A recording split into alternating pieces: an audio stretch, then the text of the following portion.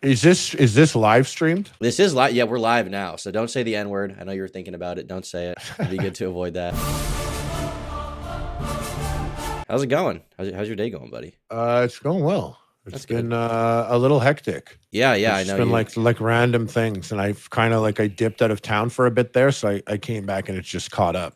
Gotcha. Nice. That's good to hear. Video stuff going well. Enjoying content creation and such. Yeah, I did I did it for like 10, 11 years, like never missing a Tuesday, and now I just do it when I feel inspired. So it's kind of fun to just make things when I want to make it. Yeah, that is a Yeah. good place to be. You don't have to be on that daily grind anymore. You can just kind of do it, whenever you feel comfortable, right? Yeah, but then I talk to some creators that upload 6 videos 6 times a week, and I'll like see their house, and I'm like, oh shit, I should do that, I guess. Like more. Yeah. I mean, you've been in the game for, like you said, 10 years now. I remember when I was like in middle school, your videos were like starting to pop off. Just to give you an idea of how young I am. I'm 20. So I remember like 10 years ago when your stuff was coming out, it was like, holy shit.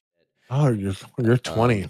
I am 20. Yeah. You're like, what, 39? You fucking crazy, bro? I'm 37. Relax. No, I'm Oh, kidding. okay. No, I'm 37, but Oh, okay. yeah, but no, there is something funny about 37. It's like I feel closer to 45 than I do to 35, even though that doesn't make sense. Yeah. Yeah. What's your stream? Is it on Twitch or It's on YouTube. Let me send YouTube? you a link real quick. Yeah. All right. There we go. There's your link. Yeah, I just wanted to talk to you about obviously the big drama recently. Not gonna mince words, was the Froggy Fresh stuff, and the eye of drama has kind of passed now, and people probably don't care about it. But I figure if only for archival purposes, it would be good to get your take on it because I feel like I never heard a full on interview from you. You hopped in the sort of Twitter spaces now and then and gave your opinion and then got out of there because you had other stuff to do. And then I would see, Sam did an interview with Brandon, Froggy did an interview with Brandon, but Idubbbbz obviously never did an interview. I don't blame him, but I figured if I could get, someone who was at least a part of the event in here to talk to me about it, I thought it would be, interesting to get your take. And I'm not going to try to do any gotcha stuff or whatever or make you look bad. I'm not gonna clip this and try to make some drama out of it because I like you. Some of my friends I think didn't like you after your interactions with them on Twitter. Ooh. Augie and Connor. Augie doesn't like me? I don't think he likes you that much. No. Can't believe he's letting Connor influence him like that. I know, right? Look, he and Connor are very tight. Crazy. They're roommates. Connor's manipulating him. Yeah, that's how it seems. Well, I guess just to start off, just with a kind of tepid question about it. How did you feel when you heard that Froggy was banned? Was that not surprising to you? Was that shocking? What was your just initial reaction right off the bat? So I could take it back even further. For the first match, I reached out to Sam Hyde and I was like, well, he said something. He put up a video being like, I'd box the Epic Mealtime guy in a bathtub of beans or something like that. Yeah. And I commented on it. I was like, let's go, buddy. And then he hit me up. He was like, call me. And I got on the phone with him. And I was like, just so you know, I'm boxing already. So even though I responded to you, I already have a match.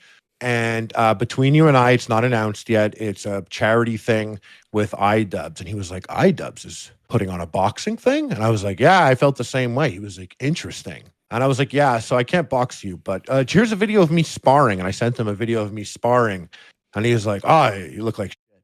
So why don't you come down here and let's train? And I haven't put up videos at this point in like a year. And I was like, you know what? That's something crazy. He's a dude who I don't even know how he would act. And he's such a thing, a person. So yeah, I'll do that. And I was like, yeah, man, I'll come train with you. You'll train me. It'll be fun and funny, so let's do that. And he was like, yeah. And then the next day, the video that he uploaded about Idubbbbz, the documentary about Idubbbbz, where Idubbbbz was putting a documentary on Sam and Sam filmed the same one. Right. You know what I'm talking about? Yeah. That came out and I was like, whoa. And I watched that. And then like a couple days after that, Idubbbbz dropped one. And to me, actually, low-key, I think that double documentary thing they did was unintentionally one of the best collabo videos on all of YouTube. Just if you go watch 2 documentaries of the same thing cut up by 2 different people, I very much enjoyed it. Yeah. And so I hit up Idubbbbz and I was like, yo, I just watched the documentary. I'm going to box with that guy. I'm going to train with him. And I was going to film some content but I don't want to step on anyone's feet. This looks like you guys, I don't think you guys plan to do this. I don't know you, either of you. Is this weird? Right. And Idubbbbz was like, yeah, it's not weird, but I won't work with him again. And that's what he said to me. And I was like, oh, why? He was like, because he was going to put out the documentary after me, or there was just something. And he basically just said, business wise, he did a faux pas in Idubbbbz's books. And so Idubbbbz was like, I'm not going to work with him again. But good luck. Let me know what you think about Rhode Island. And I was like, okay. So then I went to Rhode Island and I trained with Sam. I told Sam that I do have another trainer. I had another coach who was coaching me for, he coached me for like a total of like 10 weeks. Sam coached me for 2 weeks. Sure. That other coach that I have, he's actually on, like, you know, he'll be on ESPN and stuff in the corner for professional boxers. He's like a legit guy.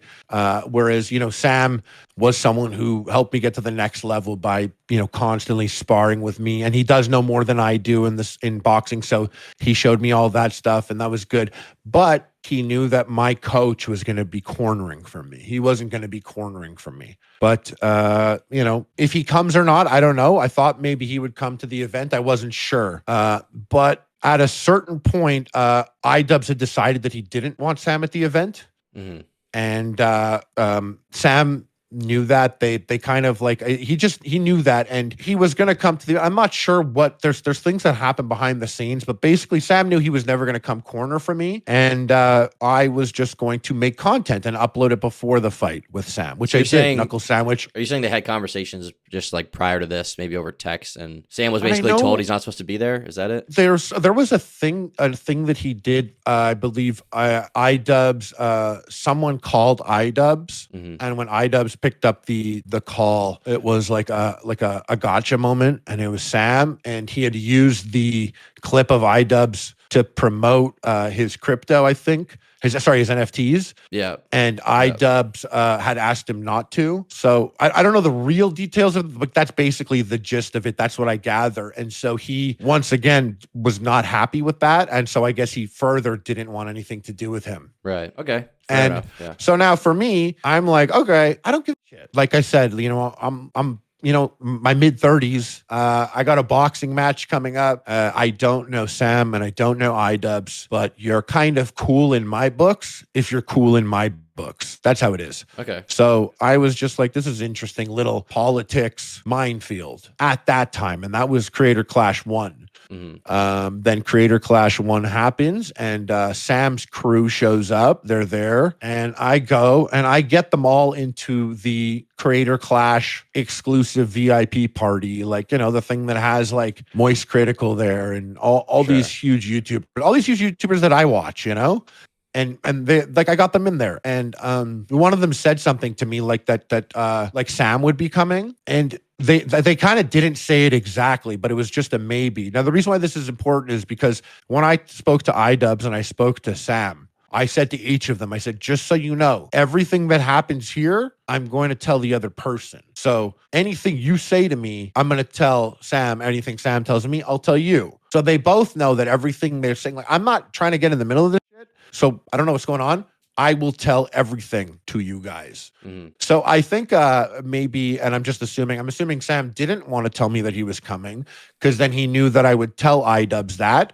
Not because I'm on Idubbbbz's side, but because I don't have a side and I just don't want to be part of a lie or anything like that. So I just, I think one of them had said that Sam would come. Then the Idubbbbz's guys were there and Idubbbbz came up to me and he was like, dude, what's like Sam Hyde's crew doing here? Are they, is he at the event? And I said, I'm not sure. I don't think he is because he told me he wasn't going to be, but they're here. Why don't you talk to his guys? And he was like, okay.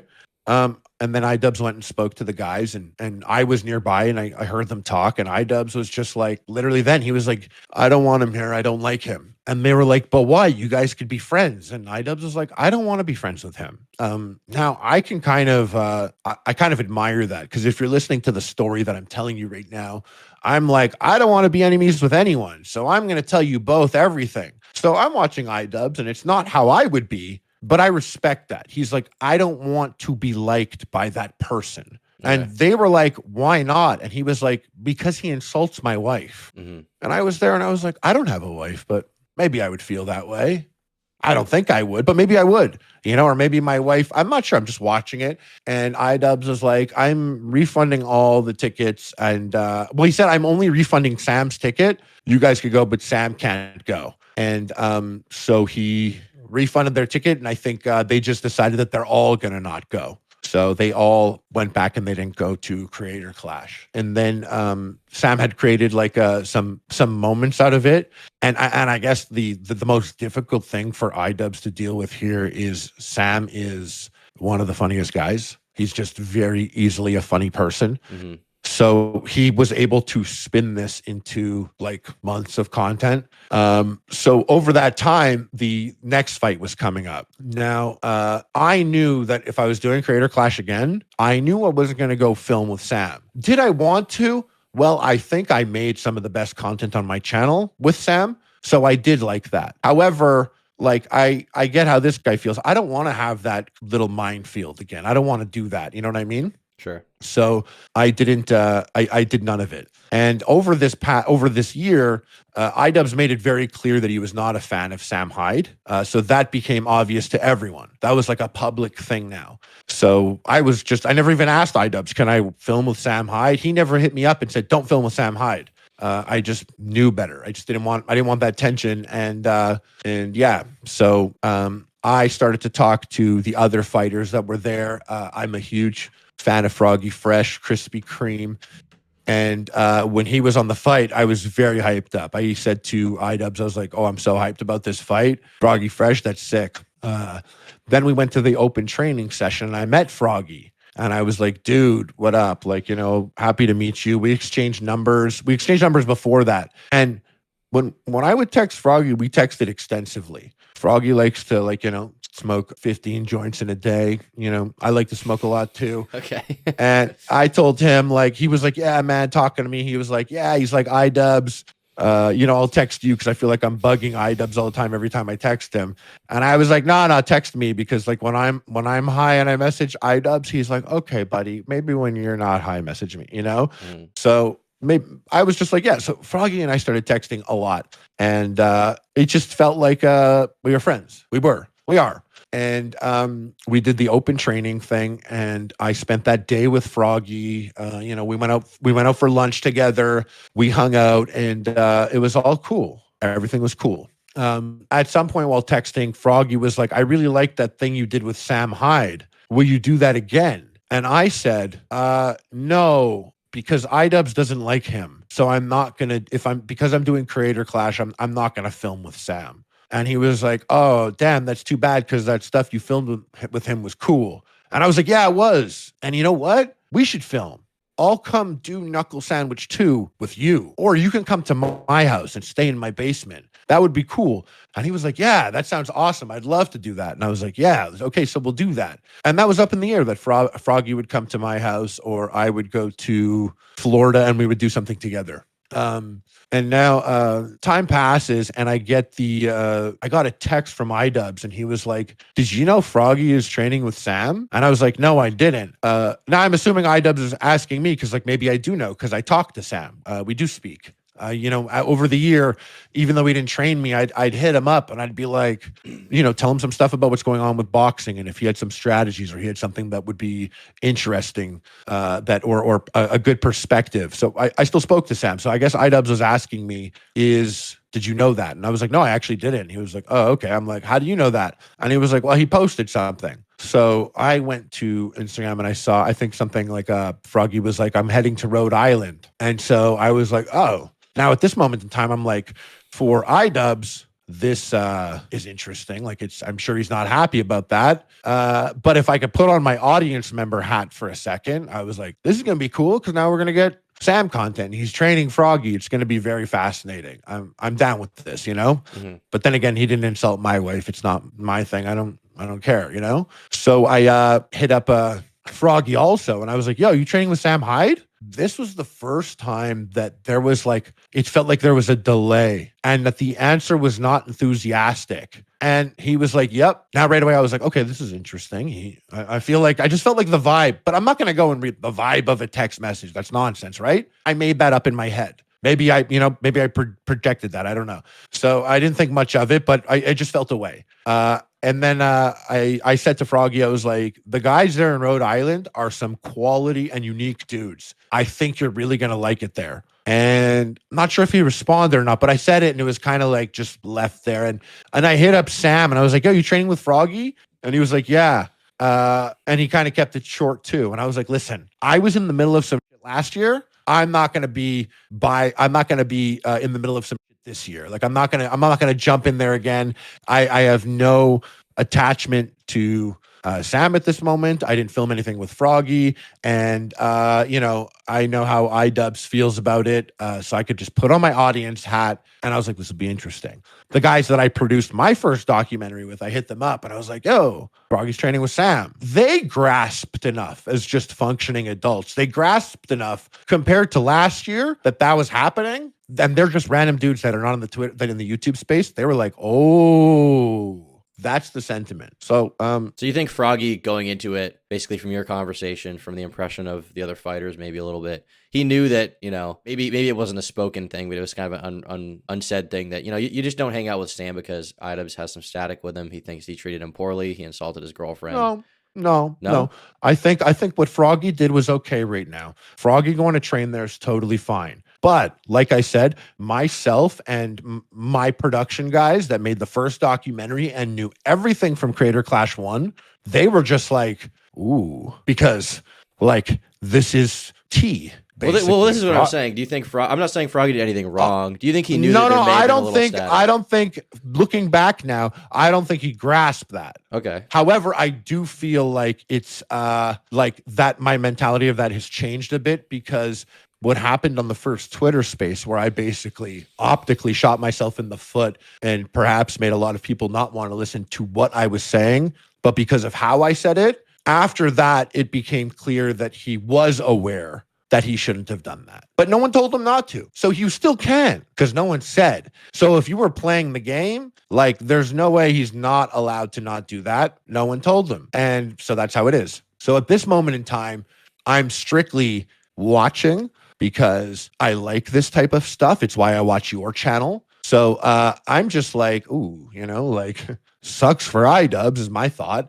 And I wonder what, they're going to do. And I'm like, it couldn't be me. I wouldn't set up something with Sam, but I met Froggy and I'm like, Froggy's a wild card. They could do something. I wonder what it's going to be. And I'm just thinking about, what's going to happen. That's all. At this moment in time, Froggy is doing what technically he's allowed to. But what I had said to him was just, not going to be a smooth thing to do. I was like, Idubbbbz doesn't like him. And that's it. But Froggy's allowed. I mean, technically he's allowed. He didn't think there was any reason that he'd be kicked off. At this moment, no, I didn't think there was any reason for him to get kicked off for doing that. Nothing. Okay. There was nothing. There was no reason to kick him off. Do you think that if the stuff that happened after hadn't happened, then maybe he would have stayed on the card, or? Yeah, I think so. You think if he hadn't been vocal on Twitter and stuff like that, then maybe I think what he said in the Twitter space was that he knew he was kicked right before or as he made those tweets, and so those tweets were his way of kind of announcing it to the public before it was out. Obviously, I don't have all the tweets up, so I can't hyperanalyze the timeline. But that's basically what he said after the fact. Mm-hmm. Well, I like to pause at this moment here because this is, I believe, the moment in time where things start to domino effect and happen very quickly. And I am going to be very transparent, regardless of how people think I am, or if they think that I've selected a side here. Even though I always said it, I'm not speaking for Idubbbbz. Why would I speak for Idubbbbz when Idubbbbz's specialty is just speaking? Anything I could say, he could just say it himself. Well, I think that saying it for him. I think because he was quiet and you seemingly were the only person from his camp, at least, at the start, speaking about it. I mean, Anissa wasn't talking about it. He wasn't talking about it. Dad, Nathan Barnett, talked about it a little bit, but you were the one, and especially because you're more friendly with Sam and people like that, and maybe you're more friendly with Keemstar, you immediately got on the Twitter space and you had something to say. So I think that's why people have that impression, right? Right, but that's the thing. Look at the card. Look at everyone on the Creator Clash card. Look at every boxer. Not one of those people would ever get into a Twitter space with Keemstar for any reason. Regardless of anything happening, no one wants to get in the Twitter space with Keemstar. Except maybe Idubbbbz, right? Yeah, well, he did that last year. He got on with Keemstar. I'm not sure. It seemed like they got along last year. So I actually don't know what happened between Keem and Idubbbbz and Issa. I don't know that. But yeah, other than Idubbbbz, it's me. And to be fair, Idubbbbz has a pro fight coming up against, once again, a difficult opponent who has excellent skill. I'm not surprised he's not jumping in there to do this shit, Why I did it? Because I saw some things get said or things that were inaccurate. But we did jump ahead just a little bit. So let's go back to Froggy said that he is with Sam. Sure. So Froggy's with Sam and he's down there and I'm like, oh, this is a little exciting. I wonder what's going to be happening. I wonder what's going to come of this. So I was just paying attention. And I think the first thing I saw was Froggy was like, at Hassan, you still think that shit about 9/11? Now, the reason why I saw this was because one of the guys, once again, not in the YouTube space, not involved with Creator Clash, he hit me up and he was like, yo, go look at Froggy's Twitter. And I went and I looked and I was like, oh. Now, the reason why I'm like, oh, is because I never heard Froggy speak about something like that before. But, when we're talking about Hassan, I've heard Sam say many things about Hassan. And I was like, oh, I wonder if Froggy got here from being with Sam and stuff. I wonder if he I've never seen Froggy say something like that to someone. Are you thinking that could cause some static with Ian? Because obviously he's, I don't know if they're friends, but he's gone on Hassan's stream with Anissa and they're kind of friendly, right? Do you think that would be any problem or no? Even if it's a problem, you don't kick him off the card for that, I don't think. I think the biggest problem of that is like my real boxing coach, who was going to be maybe cornering for Froggy. He was like, I'm going to go corner for that guy Froggy. And I was like, yeah. He's like, is he weird or something? He tweeted some shit about 9/11 yesterday. Now, my coach doesn't know anything about the space. So there is an element here of publicly, it's like, wait, what's going on? What's this 9/11 comment, And I told my real coach, it's a thing that's been online before. It's fine. He's not saying shit about 9/11. Another guy said it before. Don't worry about it. It's nonsense. Now you could still corner for him. So you say that's out of character for Froggy. Usually is non-confrontational. All of a sudden he goes and hangs out with Sam. He's, talking Hassan. The temperature changed maybe. I thought that the only person Froggy beefed with was James. And that was it. I didn't think there was anything else. It was just a guy, James, that he beefs with in his rap songs. And beyond that, I didn't know that he ever did. But he called out Hassan. And right. I thought calling out Hassan was it was a little bit similar to Sam's type of stuff. But I'm not going to go and say anything like that. I'm not going to be like, oh yeah, Sam typed this tweet out, I'm not thinking that. But the guy that I worked production with, he hit me up and he was like, you see that? And I was like, yeah, because we know the ins and outs. So we're like, that's interesting. So now we're just watching the Twitter. And I have this moment where I'm like, I want to text Froggy or I want to text Sam. And I want to be like, yo, I don't know what's going on, but this is, I don't know what's going on. What's going on? You know what I mean? But when I first messaged Froggy and Sam being like, yo, you guys are training together, I felt like I was some sort of like a spy for Ian, which I was not. I just wanted to know. You felt like that's the way they viewed it? Yeah. I thought they viewed it that way. And Froggy called my coach and told my coach, you don't need a corner for me. And then my coach told me that, Froggy called, said I don't need a corner for him. And I was like, cool, right? Do you think Sam was going to be in there in place? I didn't call Ian and say, yo, Ian, my coach just said that Froggy just said he doesn't need my coach cornering for him. You know what I mean? I didn't call Ian and say that because what you just said is exactly what I thought. However, that's quite the assumption to make. That's like a big assumption for me to be like, oh my God, Sam's going to wear a costume and sneak into Creator Clash and corner for Froggy. Right. Man, I'm happy we didn't. Let me put on my audience hat again. Man, I'm happy we didn't film with him. They're going to do some weird ass shit. Yeah. They're going to and I'm thinking this. But I'm also like halfway like, no, they're not. I'm being pretty crazy here. Like, there's no way Sam would be able to get in, even no matter what he's wearing. He's very clearly Sam Hyde. He's like a huge dude. So but I am, part of me is like, there's tea and there's controversy right now, and it's brewing. I feel that in my heart, and I'm here for it. I am, because I'm making this up. Like, I'm making it up in my head, just like you did. I made the same assumption that you just did. I was like, this is probably happening. But then again, who knows? Maybe Froggy just has someone else who can corner for him and is cheaper or something like that, you know? I mean, actually, it doesn't make sense. Creator Clash pays for them, but yeah. It is a who knows situation, but also it's like, okay, Sam obviously would benefit from that, you know? What's that? There's some saying is like, in any conspiracy, like you ask who would benefit from it. And Sam obviously would benefit from the publicity of being there. Imagine if he did walk out, how crazy that would be. The tweets, the videos, everyone reacting, Hassan getting angry at it. You know, Sam gets more subscribers, more publicity. Ian is upset about it because he's at his event. He's not supposed to be there. You know, I mean, I don't think it's unreasonable to assume that maybe they talked about it at least. Right. But you're right. You don't know. But you so I'm not know. going exactly, but it's not enough for me to, and also it's not my business. Last year, when I did that with Sam and Ian was like, why are his crew here? I was like, I think you should talk to them and ask them, right? Sure. This year, I didn't work with Sam. So if Sam is going to come with Froggy, that's totally cool.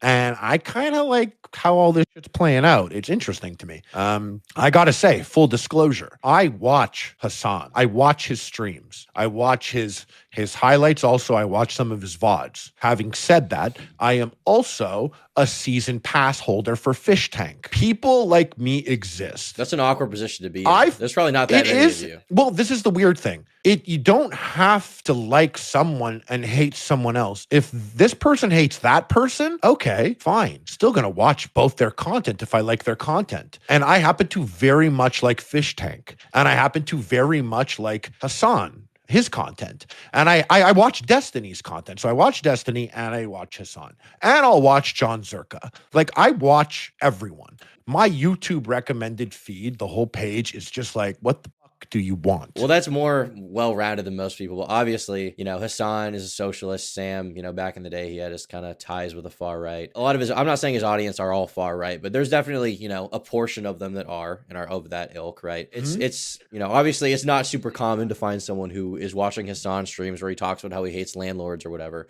and then also watch Sam where he's, you know, making jokes about whatever. Right.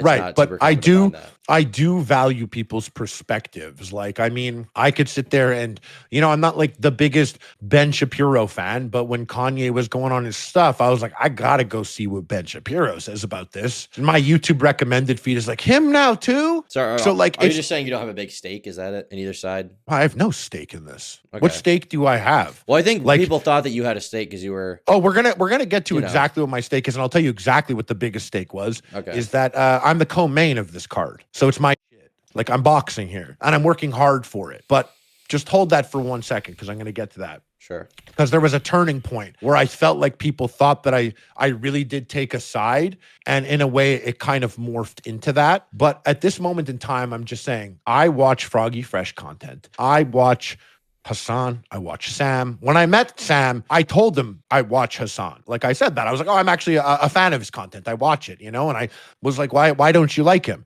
And he went on this huge thing that was, for the most part, very funny, actually, the stuff that he said to me, and it's on camera. But I took that and I didn't put it in my documentary. That's not what my documentary was about. However, like, I have like an incredible, you know, conversation with Sam talking about Hassan, and it would get clicks. I could make money off of it. It's a thing that can definitely make money, and it's filmed well and it looks great, but that's just not who I am. That's not what I want to do. That's not, like, you know what I mean? Even if Hassan was someone that I hated, I don't think that's what I want to do. So I don't do that. But the point is that I spent time with Sam, and he has a beef with Hassan. That's his life. That's him. That's what he's doing. That's fine. Not me. I'm friends with Ian. Ian does not like Sam. He insults his wife. That's fine. That's him. I'm still going to go film with Sam. That's how it was. That's how it is. So I don't care what someone else's beef is at all. I'm not going to make it mine. Plus, the people in the audience, you don't know these people. They give you a video or a podcast like once a week, and they'll tell you how they feel about a person, and people jump on that. They want to, I guess, feel a part of something. I'm not sure, but I can't relate. I'm a person who doesn't just, you know, I don't not like someone because another creator I watch doesn't like them. I happen to enjoy watching lots of different types of people. Sure. And I do consume a lot of YouTube yourself as well. So I'm, right now casually watching this happen. And I'm like, I should call Froggy. I should call him and be like, yo, I don't know what you're doing, but hold until after the fight. Like, that's what I wanted to call him and say. I wanted to be like, I don't know what you're doing. Don't stop it for now. Do your fight first. That's what I wanted to do. But then I was like, that's fucking dumb. I'm assuming right now that he's typing out, like Sam's typing out his tweets. I'm assuming that Sam's going in costume to corner for him. I'm assuming a lot of shit here. That's so silly of me. I'm not gonna. Plus, I don't want to feel like I'm picking a side here. You know what I mean? Do you think if you had said that he would have been receptive or no? Yeah. Well, I like to hope so. If I was like, dude, don't do that. Because when Ian said that, he was not receptive. But maybe if it right, but I didn't know that Ian said that. I didn't know that conversation happened. I had no idea. So when I may have sent my text, may have come out the exact same time, and for all Froggy knows or Sam knows, me and Ian were on a conference call, and I'm like, you want to call him? Should I call him? That never happened. None of that happened. So I regret not hitting up Froggy and going with my gut and being like, I don't know what you're doing, but do it later. Do it after. Do it after the fight. But I also didn't want him to feel like I'm fucking, picking Creator Clash over him or picking Ian over him. And so I was like, I'm being silly. Plus, what's the worst that can happen? He's not going to get booted from Creator Clash for tweeting that he, has beef with Hassan. Right. So yeah. I don't think anything of it. Then he tweeted the OnlyFans joke about Anissa. Now, from my perspective, that tweet came out and I looked at it and I was like, oh, was it the video or the tweet itself? Because there was a tweet and then there was like a video where he said the video where he was like, I'll subscribe to her. Did you see that come out live on Twitter, that tweet? You saw it on Twitter on your feed? I did. When that tweet came out, what did you think? What did you think when you saw that tweet? Did you just not think anything, or? I thought it was funny. I definitely thought, I was like, oh, Anissa might be a little mad. Yeah, me too. I didn't think it would be like super mad, but I thought it would be like, ooh, like kind of a jab. You know what I mean? Yeah. But me too. I was like, oh so you had a little bit of an oh shit moment too, right? You were like kind of like, what's going to happen here? Is Anissa going to say something to this? Well, Is Ian going to say something to this? It was that. It was also me rubbing my hands together as I prepared to make videos about it. But there definitely was the aspect where it was like, oh shit, like now he's going in, because I thought it was direct. It was direct. It was a thing. Yeah, and it wasn't so. It's one of those jokes that's so on the line, because he wasn't like, she's a slut. It wasn't like that, but it's kind of on the line where it's like, is it playful? Will it be taken playfully, or will it be taken as a more like mean, serious thing? So I didn't know how it was going to go. Yeah. So I ended up talking to the guy that I did production with last year. He hit me up and he was like, did you see Froggy's video? And I was like, I did. I just turned on notifications on his tweets, because that for me, I was like, yo, this is weird. Okay. And then things happened fast. What happened here is someone else who was boxing in Creator Clash responded to him, 2 people, and they were like, this is disgusting. And I knew that would happen. I knew when he tweeted that it was going to be taken badly by other boxers in Creator Clash. Did they say that publicly? Well, yeah, 2 people publicly tweeted. Someone was like, that's ugly. Do you remember who it was? Because I actually didn't see this. Well, I listen, there's an element of like people are kind of separate now from the masses of a type of like the people that have been doing it. Well, yeah. So yeah, there, Robin Suda said it in the chat. Those are the 2 people. So they said that, and I knew that was a sentiment. I ended up having a whole night, and I wasn't paying attention to this, and I wasn't doing anything, and I wasn't involved, and I stepped away, and I was doing real life stuff. And then the next day, I was talking to my business partner, and we were just like, I was like, oh, you see what happened there? And I was like, yeah, it's really interesting. I wonder, like, what's going to come of it. And I saw the other boxers didn't like it. And my partner was like, yeah, what do you think's going to happen? I was like, I don't know, but he can't. And my partner goes, he can't kick Froggy off for this though. And I was like, yeah, I mean, listen, it depends. Like, you can, I guess, why, if I hired someone and they insulted me, I would contemplate removing them, because I don't know if I want to give them a check, and I don't know if I want to spend time with them if that's how they feel about me. And then the Froggy mom thing happened. The whole Froggy mom thing and that whole thing, for sure, bad look for Anissa. Like her mom did the thing, but I'll be honest with you, my mom would have done the same shit. My mom is like someone who I used to call, it's her personal Facebook. I'd be like, Mom, delete that shit for Facebook. Yeah. Take that shit down. No, Mom, don't do it. It's not important. So the whole Froggy mom thing happened, and I was like, whoa. Then my cousin and I got on the phone. He was my partner. And I was like, you see that shit? And we're talking about it. And it was really... the tea happened fast. This was very interesting because Froggy's, calling Idubbbbz a pimp. So the insinuation, remember before you said that comment, you said it's not like he called her, what did you say? He's like, it's not like he called her a whore. Yeah, but it's like now, it's a little on it was on the line. Now this one, by saying to her mom, Idubbbbz is a pimp, the insinuation, still not exactly that, has stepped closer to that. Like, is by calling him a pimp, he is calling her a bottom. So that's the insinuation. However, we're making that up. And it's, listen, you can ask me. I don't care when people say it.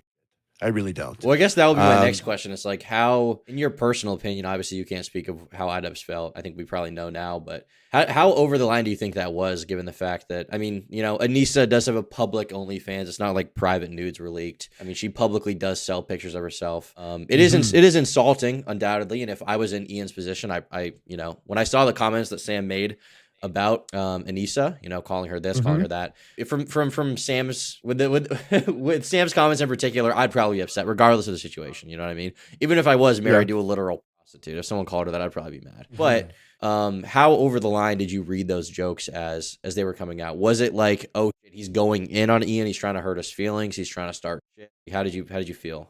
I would not be able to do what Idubbbbz does with this event. I've tried to manage multiple egos before, my own included, while trying to create a production, and not all of the relationships or friendships ended up well. And now I'm much older and I probably could handle that better. But there's still that part in me where if I were giving you an opportunity and putting you on a stage and you're going to say this shit to me that these fucking randoms on Twitter say to my wife, then I will treat you like the random Twitter people that insult my wife. I will block you and I will remove you. And I have that element. I have that. But then there's the second element that's like, I'm also trying to run a business. So let me put my money-making hat on here and be like, I'm only going to do what's wise for the business. And in this case, the business is for charity. So a lot of people were like, oh, Ian doesn't care about charity or something like that because they're kicking him off, right? Well, I called up my cousin and I was like, you see this shit that's going on now? And we're like, this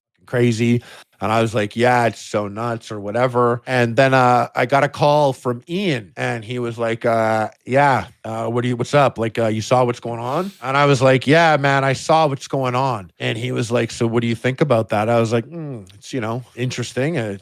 Sounds like, I said, I told you he was going to like it in Rhode Island. I told you, Ian, I said, he's going to go to Rhode Island and he's going to hit it off with those guys. Because I know the Rhode Island guys and I know Froggy, and they're going to mesh well. Froggy might stay there. So I didn't think he was going to come back after a couple days and go after your wife. And he was like, so what do you think I should do? And I was like, I mean, you can't do anything. I mean, you can't remove him from Creator Clash. You're going to get fucking destroyed. And he goes, I am removing him from Creator Clash. And I was like, really? And he was like, yeah, have you seen the Discord? And I was like, hold on. I went to the Discord and unanimously, nobody liked his jokes. Nobody liked him dissing Anissa. Everyone was against it. The Discord was like the fighters? All the fighters. Yeah. Okay. They were done with it. They didn't like that. And you know what? Like, that's not how those creators move. Those creators don't move like that. And you know what? Like, I do move like that. But these creators, they also look at me and they're like, why the fuck do you go film with Sam Hyde? So you're saying that sense of humor, the people Ian hangs out with now, there were people that weren't that happy that I filmed with Sam Hyde even the first time. There are people that, don't like Sam Hyde at all. And those creators, they're not really the type, like, not every single one of them, but the majority was they're not about it. I'm about it because, like, listen, people are like, oh, he's a Nazi. Well, he knows I'm Jewish and he's giving me a lot of time. And you know what? I remember the days when I didn't know who someone was voting for or what they thought about abortion. And I didn't have to consider that when I was sitting down and having a laugh with them. So, in an homage to how my life used to be and how things used to be before the world got all weird, or, maybe I got older and started paying attention to this stuff, he knows I'm Jewish. I spent time with Sam and he gave me a lot of his time. He brought me inside his life in a way that there are things that, no one here knows about. There are things that he did for me that I wouldn't be able to share. And there's things that he did for his employees that I wouldn't be able to share. And I came back from this. I came back from hanging out with Sam for 2 weeks being like, he's very chill. He's one of the funniest guys. He's so generous and he did a lot for me. And I had people who were like, relax, bro. You want to suck his dick or what? And I'm like, no. Just I think like what everyone says about him, I think it's a little harsh. This guy did a lot for me. So regardless of whatever's floating out around there, regardless of what people think, I mean, I don't think you want to take that away from them, but your interaction with him was only positive. And on an interpersonal level, even let's say he does, secretly really hate Jewish people. I mean, he talked to you, he hung out with you, he knows you're Jewish, you guys had great interactions. It all went well, and you felt like it was a really positive interaction overall. Yes. I spent time early on trying to get Ian and Sam like back to something. And before even Creator Clash 1, I was just like, that's a waste. Like, Ian's a guy that's like if he doesn't want it, he doesn't want it. And I was kind of trying to do it like me, someone who does like relationships with people. Me, who was even like, what? Augie doesn't like me? Because of Connor? How's Connor not like me? That's how I am. Whereas Ian is someone who's like, if he doesn't want it, he doesn't want it, and he doesn't need it. So I just know he moves differently. In this moment in time, I was like, I just said to him, you can't remove Froggy. And then he said, look at the Discord. I went and I looked at the Discord. And then I came back to Ian and I was like, I want you to know I get it. Now, my first reaction was, you can't do it because business. Not because he's not going to be doing the business for charity, just because you're going to get a fucking headache. People want to see Froggy. It's going to be a headache. But then the other side of me is like, listen, I get it. Fuck these losers on Twitter. Fuck the YouTube commentary community. No offense. Fuck them. No, you have to. Taken. You're with your wife. This is your wife and your wife's mom. You're going to be eating dinner with them and spending time with them every single day for the rest of your life. Who gives a fuck about what anyone else says? Do you pay any credit or ascribe at all to the idea that, back in the day, obviously, I don't know if you were watching Idubbbbz when he was at his peak. I don't know how familiar you are, but I mean, he was huge on YouTube, right? And he was known for cyberbullying. He was cyberbullying people who maybe deserved it a little more than others, Leafy, people like that, Rice Gum. But it was cyberbullying. And now, a portion of his audience has come around and turned that on him. And now it's this big, I think you used the word faux pas. It's this big moral faux pas. Now he's hanging out with all these people in Discord for the Creator Clash event who they think is not okay to make, the OnlyFans thing. When just a few years ago, Ian was on YouTube calling his fans, NFs. And I'm sure everyone in chat knows what I'm talking about there. Like, I don't know. Obviously, Ian should be allowed to change, but do you get why the audience may be a little jaded over that? Yeah, but I can't relate. Because you don't have that. You don't have that parasocial. I understand why they feel that way, but I can't relate because, what are you mad about? That he doesn't want to say the N-word? It's like such a weird thing to get mad about. And people that are like, damn, bro, get rid of Yoko Ono. And it's like, the dude is raising over $1 million for charity now, and he's packed the Amalie Arena. You think he should go back into his basement and make N-word videos? I think it's less about him saying it, and I think it's more about him. I think there's a perceived persecution complex that people see where it's like, oh, now he won't say it. And that's okay. Because I think you're better than me. You think you're better than me now. Well, yeah. I mean, in my younger days on YouTube, I did and said some pretty edgy stuff. And, now and then we all, go off the chain. But for the purpose of self-preservation, I would not blame anyone for not saying that word or not being super edgy on YouTube because the climate has changed. The culture has changed. The monetization policies have changed. I don't blame him for that at all. I think the perception that people get is that he used to say that stuff and be like, the most ardent N-word sayer on YouTube. I mean, even back then, everyone knew it wasn't okay to say the N-word, but he was on YouTube on like a 40 million view video talking about Tana Mojo, saying why it's okay to say it. And now he's kicking Froggy Fresh off for making a joke that's way less extreme than anything he did. So I think the impression people get is like, oh, well, now that you use that humor to climb to the top, when someone else tries to make a joke that you're, is a part of your event, you immediately kick them off. You're like, shoo, go away. That's not cool. That's not what I'm about. When the whole reason he became famous in the first place is because of those, that kind of humor, right? Yeah. Yeah, I see how it comes off like hypocritical for sure. And I know Ian does not like his old videos anymore. Like, I know he does not like how he was. I know he does not like that he said slurs.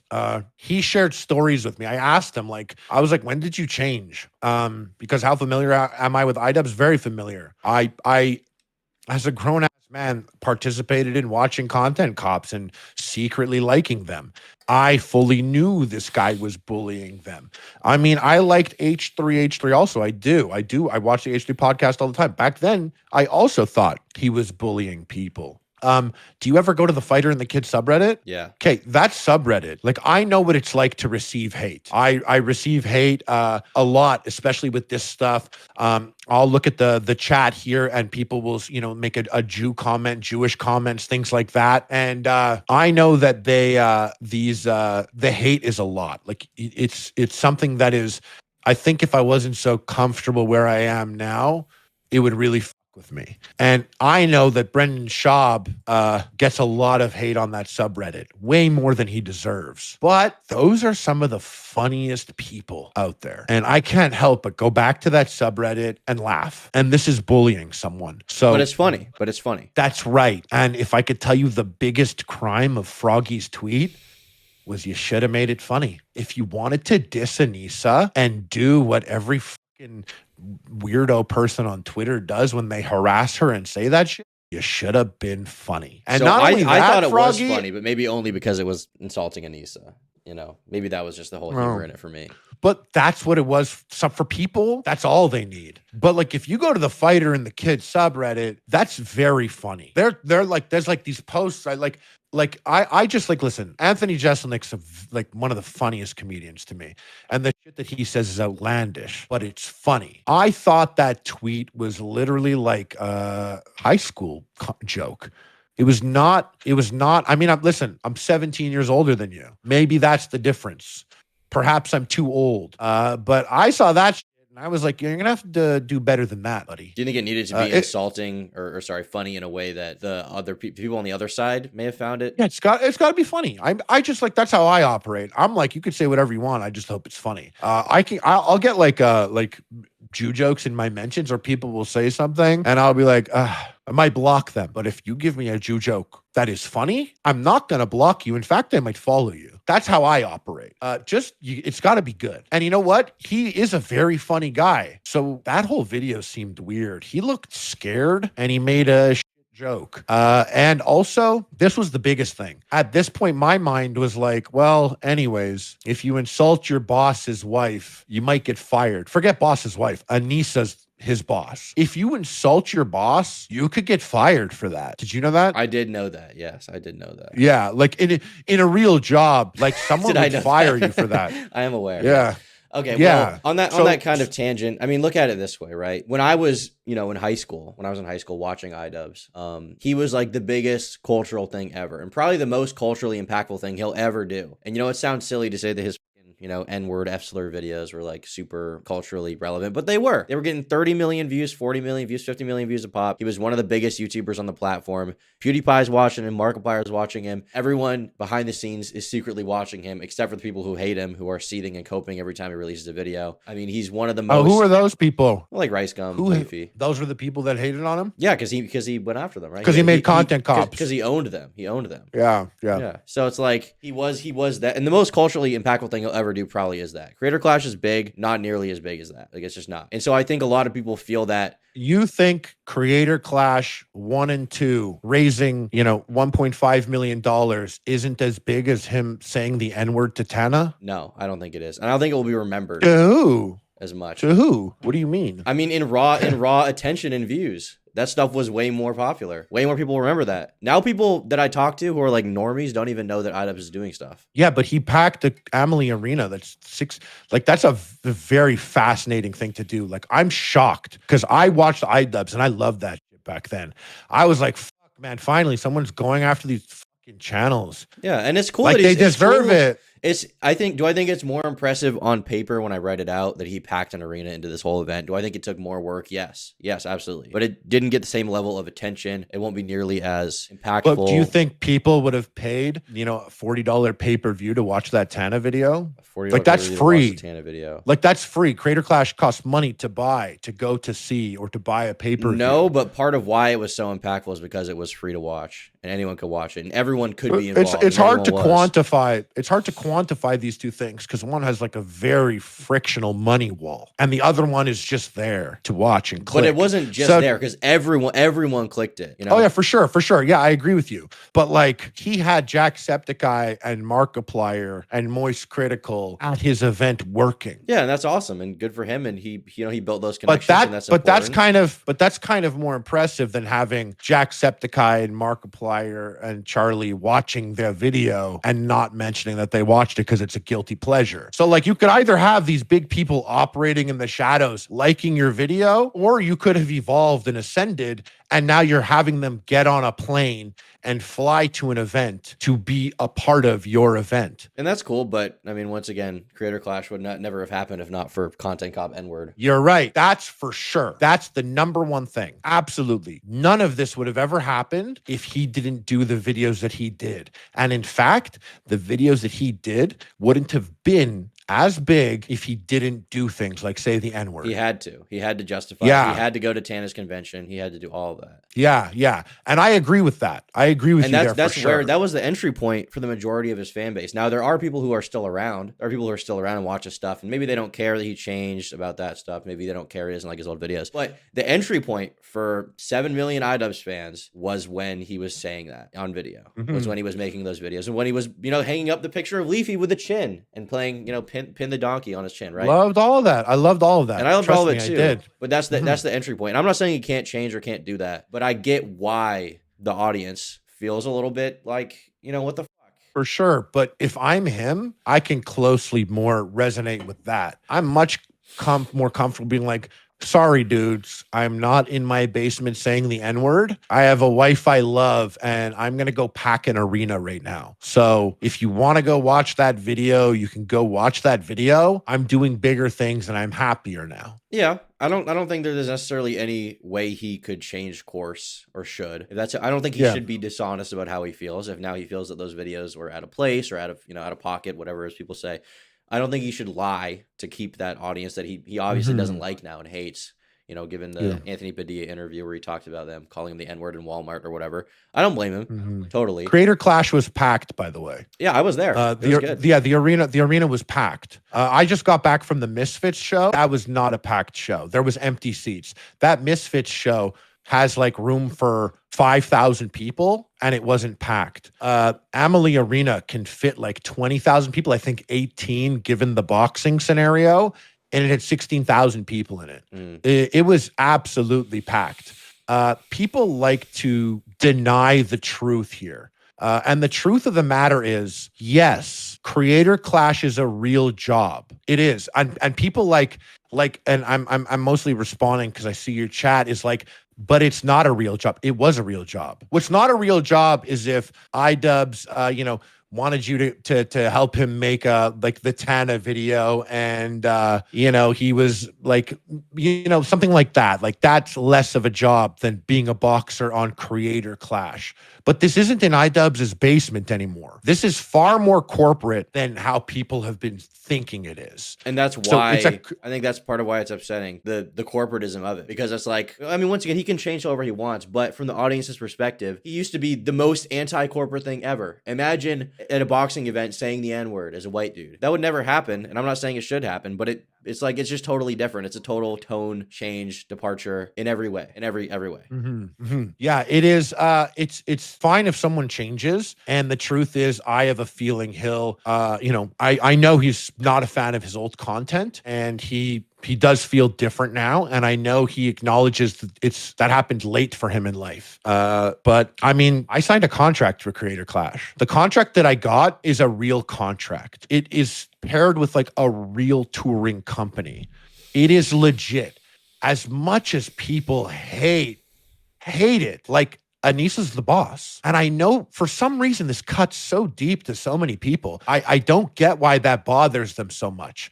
And maybe it's because I haven't been on Twitter hating on her videos for however many years. But like, that's the tough pill to swallow here. And I can't relate. Like, I can't relate because I've worked with people before, and those are two very easy people to work with. And like, I get that even me saying that, like, that hurts people's feelings. Anissa's a big time influencer boxing promoter. Anissa and Idubbbbz put on an influencer boxing show that competes with the top influencer boxing shows. And I think that's fucking weird, dude. Idubbbbz, like, my life changed for the positive over the last 2 years. If you told me that my life physically and mentally would be better because of a couple influencers, I would have been like, what couple influencers? You would have been like Sam Hyde and Idubbbbz. I would have been like, no shot. Not those guys. I know those guys. There's no way Sam Hyde and Idubbbbz are changing my life for the better, but they did. And for a lot of people, when I say, dude, and I do say this, I'm like, Sam Hyde helped me. That cuts deep for them. They don't want to hear that. Isn't that ridiculous that I tell them that Sam Hyde did something positive for me? Well, I think they don't want to hear that he is capable of good, maybe. Exactly. And some people don't want to hear that Anissa can be the boss. But why is it that I could sit here and see both sides, but people have to choose a side? Like, why is your chat being like epic meat rider? Why would why would people think that unless they just blindly hated on someone? There is a sort of, and I think this is undeniable, and I've gotten shit from chat and from comment sections and stuff for not being totally on the side of, because when the Ian video came out and he played the compilation of Anissa's, of Sam's comments about Anissa, I basically said, like, no matter what, I get being upset because, my girlfriend doesn't do OnlyFans. But if someone said those things about my girlfriend, regardless of what she did, I probably would be really upset. When you have someone you care about and someone makes comments like that, you get very upset. And, does Anissa do the OnlyFans thing? And is that, a part of the conversation about, oh, well, maybe you should make jokes about it? Okay, maybe. But at the same time, like you said, I do get, you're running this event, you're putting a lot of money into it. There's a lot of moving parts, you're training. And then you've got this guy who you invited on, you gave $15,000 to help train. And all of a sudden he's making OnlyFans jokes about you. And he's training with the guy who you texted him and said you weren't cool with. And he knows that maybe there's some static there. Like, I get that. Big picture, I get that. Mm-hmm. So, and I think a lot of my audience, they're MDE fans. They're very entrenched in that. But so am I. I'm a fish tank, but season pass holder. But they're not Idubbbbz fans anymore, and they feel like Ian. And there's I never watched the Save the Squirrel videos and stuff like that. Like, it's not just a passive thing though for them. It's a very like, oh, he's on the other side now. Like he's on the Carlos Maza, he's on the cancel culture side now, is how they see it. Mm-hmm. And they see Sam as like the voice of the disenfranchised fans who used to, be really into Idubbbbz stuff. And it's like as they get older, the torch has been passed from Ian to, Sam's been doing this stuff the whole time, but obviously his career is kind of peaking right now, right? He's more relevant than ever. If you told me 8 years ago when I started, watching MDE stuff, or however long it was. How long ago was 2016? 7 years ago? If you told me back then that he'd be interacting with Idubbbbz now, I would not believe you. I'd be like, that's retarded. If you told me he was going to be in a Twitter space with Keemstar and training Epic Mealtime, I wouldn't believe it. But here we are. And Sam culturally is holding that torch for a lot of these kids who grew up watching Ian say the N-word. And now they like to watch Sam stuff because Sam, has kind of become the other, that energy has been transferred. Mm-hmm. I guess it's kind of ethereal and hard to describe. And there is a parasocial aspect to it. And there is an aspect where sometimes when I see one of these kids and they talk to me and they're like, Anissa's manipulating Ian, like I want to shake them a little bit and like, what the fuck's wrong with you? But at the same time, I get it. Yeah. And do you get why that feeling is there, even if it's? I do. Oh no, I fully get it. And you know what? Like Idubbbbz gets that too. Like talking to him since all this stuff happened, like he gets why people are mad. But like the difference is you could do this two ways. You could appease those people and lean into it.